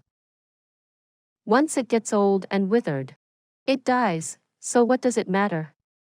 One day, you, or perhaps I, will lie under this soil, ready to be trampled upon by other humans. But the most important thing is now. Now, we are stepping on someone else all the time, whether he was a commoner, or a once-in-a-millennia imperial lord, or the beautiful daughter of a minister. But what are they now? The obvious reaction to stepping on others' graves is that we must build ourselves to a position where the others cannot step on us. Whether we live or we die. Ha ha. The man laughed wickedly. That might be true, but we must also cherish the memories of the dead from time to time. If we don't cherish their memories, or worse, make ourselves unworthy of being remembered, then how can we expect our future generations to remember us? The king might have been a king in his life, but if he killed 1,000,000 men, then it doesn't matter if he died on a mountain or on a riverbed, he would have still gone to hell. In life, we mustn't regret. Even if we have done something wrong, we mustn't regret. A wrong done for the right reasons is still a right, and a right done for the wrong reason is still a wrong. No one knows the reality of right and wrong in truth. While we live, we must have fun. Live like the sea, free and unrestrained, follow the desires of the heart. If we don't like someone, we must step on them, and kill the ones who hurt us, and destroy the ones that stand in our path. In life, both men and women must proudly look at the heavens, and let the ones that overlook this earth know that we are alive, that we were worthy of coming to this world. The youngster's eyes were distantly gazing at his surroundings. This is just a game, nothing more. These two men were rather strange. Even though they looked quite young, they were preaching like old men. This strange combination was obviously the uncle and the nephew duo of Jun Moxie and Jun Moxie. Jun Moxie hadn't left the Jun family's courtyard in these last 10 years, so Jun Moxie wanted to take him out in order to relieve him of his boredom. This was exactly what Jun Moxie needed, and he readily agreed. And so the two men sneakily slipped out and decided to take a stroll around the capital streets. Jun Moxie had lived a very stealth life in his previous incarnation, and had acquired peerless expertise in disguising himself using a variety of modern and ancient techniques. At this moment, they looked so different from their original appearance that no one in the entire Xian continent would be able to tell their real identities, which is why the two men were boldly wandering around at present. Moxie, do you really believe that? Jun Moxie finished listening to Jun Moxie, then shook his head and laughed. If you can't see yourself, then you must at least listen to yourself. I'm afraid that you've changed a lot. You're seeing through the concepts of life and death like an extremely old man. Jun Moxie smiled in his heart. He was indeed running his mouth like an old man would. But then again, he was quite experienced in life. After all, this was his second life. And he was talking from experience. This place used to be Great Prince's residence 10 years ago. They've actually managed to convert it to a donghua hall. I really wonder, this being the capital city, who would dare force a prince out his home? Jun Moxie frowned as he looked at the concave that lay on the left side of the road. The road to it looked slightly humble, but it rolled up and down and led straight to a very big house. A frail and faintly shrill voice rang from within, and it seemed rather weak and full of despair. Donghua Hall, what does it mean? I don't remember it being here in the older days. The pedestrians passing by would try to stay as far away from the donghua hall, almost as if the place was riddled with snakes on the inside. Everyone's eyes were filled with hate and a hint of fear, and they would inevitably quicken up their steps as they would pass by the gate of the building. Jun Moxie quickly searched through the memories in his brain, and said, donghua hall is like a brothel of sorts. But the escorts here are relatively younger in age. And most are quite good-looking children. Suddenly, a strong sense of anger swarmed Jun Moxie's heart. This is a transit point for the sale of young boys and girls. If they are well qualified, then they sent away. The one who aren't very educated but are good-looking and clever, are tuned up and then sold for high prices to large families for profiteering purposes. The first-class recruits are the worst off. They are allowed to stay here for a few years, until they reach puberty, and then, they are sold into the spirit fog river to be the playthings of men and women. This place is the base of sin and filth. Jun Moxie looked sharply at the gate. I didn't expect that such an establishment would be allowed to function inside the Tianxiang imperial city. How do the officials allow this? Jun Moxie sighed. This place had belonged to the prince once, and he had to let go of it. But no one knows what happened and why. Who would have the guts to go up against such people? If the site belonged to a prince, and someone was capable of taking it off the hands of a powerful prince, then what could common men do about it? This was a bureaucratic empire, and his place had managed to stay out of all litigations. So maybe a top-ranked noble or the son of a very powerful man was behind this establishment. But who would have the courage to try and find out? Besides, most people came here willingly since they needed the money, while some were homeless children from homeless asylums, and were tantamount to slaves anyway. What could other people say about this matter? This is awful. This is very disappointing. Jun Moxie groaned coldly. He glanced sharply at the entrance gate, unwilling to walk past it. But today, he'd have to turn back, since exposing his identity would be very troublesome. Moreover, Jun Moxie's body was still healing and he strictly needed to keep it a secret. So even though he didn't wish to, he turned around to walk away from it. Just as the two men were leaving, a sudden and shrill cry sounded behind them, which was followed by a loud uproar from a crowd of people. A figure dropped onto the middle of the street. It was a young maiden. Her clothes were disheveled and torn, while her beautiful face was distorted with pain. Her mouth was constantly vomiting blood, and her glazed eyes already seemed to have lost the will to live. Her mouth opened as she cried in a low voice, "I ask you, brother. I beg you, brother. Don't let him do. Sister." Then, a sharp voice cried after her, and a thin and weak child emerged at the entrance of the building. A hand was stopping the child from walking out. But the child's face was very anxious and he was constantly struggling to break free. But how could a mere child break free from the hold of a brawny adult man? In his state of anxiety, The child ceaselessly kept throwing his elbows around in the hope of breaking free of his captor. Then suddenly, the child opened his mouth and fiercely bit the man's arm. The man winced in pain, and the boy took his opportunity and rushed out towards the middle of the street, where the young girl lay dying. The dying girl looked over and saw the small figure that was approaching her, and suddenly her eyes revealed a color of joy and fear. She was barely able to lift her hand as she tried to extend it, hoping that it would be met by her own brothers. Just then, a voice suddenly cursed out loudly, and a sharp and piercing sound followed. The boy, who was in the middle of speeding towards his sister, found his body being twisted unnaturally, almost as if a sugar cane was being bent in the middle. He fell to the ground with a plop sound, and the punch that he had just taken had suddenly cut his life short. He was silent now, and his body no longer breathed.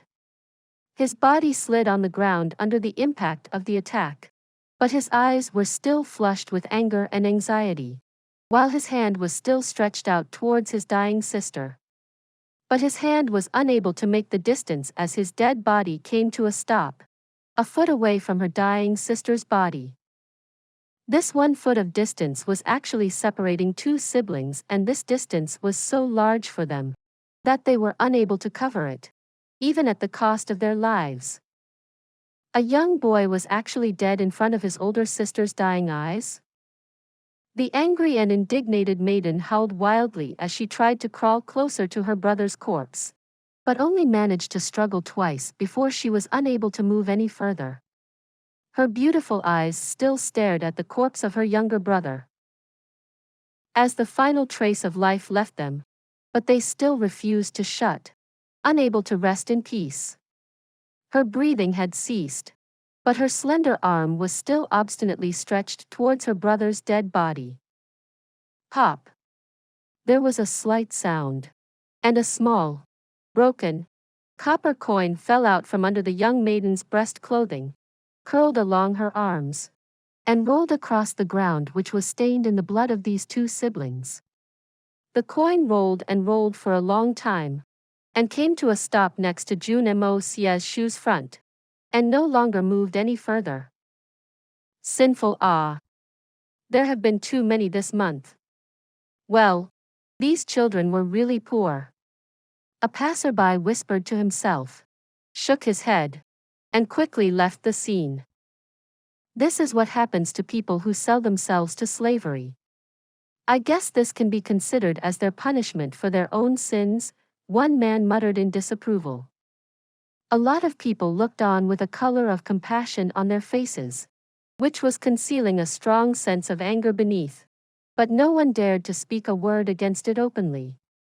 In the blink of an eye, the entire crowd had quickly started to disperse, and the street started to clear again. Animals, the sound of Jun Wuyi's voice made everyone turn around. He had done an irreversible deed in a fit of rage. How could you murder such young children? Do you still have some humanity left in you? Or some sense of justice perhaps? There were a few men standing at the entrance of building, grinning at the bloody spectacle that they had just choreographed, extracting some evil pleasure from the sight of it. They had never imagined that someone would openly accuse them. This was the Huanghua Hall, and no ever said anything here. Don't watch it if you don't like it, and mind your own business. Go home to your mother and don't you dare say another word. I decide the fate of these two. Who are you to call me out for justice? Or humanity? The man who had been bitten by the kid was still grinning. Jun Wuyi was presently dressed as a scholar, but his strange robes made him look like a poor man, and less like an accomplished scholar. I dare you. Jun Wuyi was furious. You do these activities in the heart of the imperial city? How dare you show such disregard for life and trample upon it? At this time, Jun Moxie was looking down, spellbound, at the broken coin which was stationary next to his shoe. At this moment, his heart was soaring and a strange but familiar feeling was rushing through his heart. This is a broken coin, and could have tumbled over at the slightest vibration, but it still happened to make its way through several people's feet and landed on mine. What is this? Coincidence? Or perhaps, providence?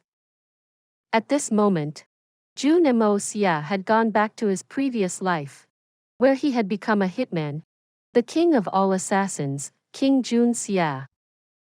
He slowly leaned down and solemnly picked up that broken copper coin, and placed it in the center of this hand as he whispered, "I assure you, you may now rest in peace.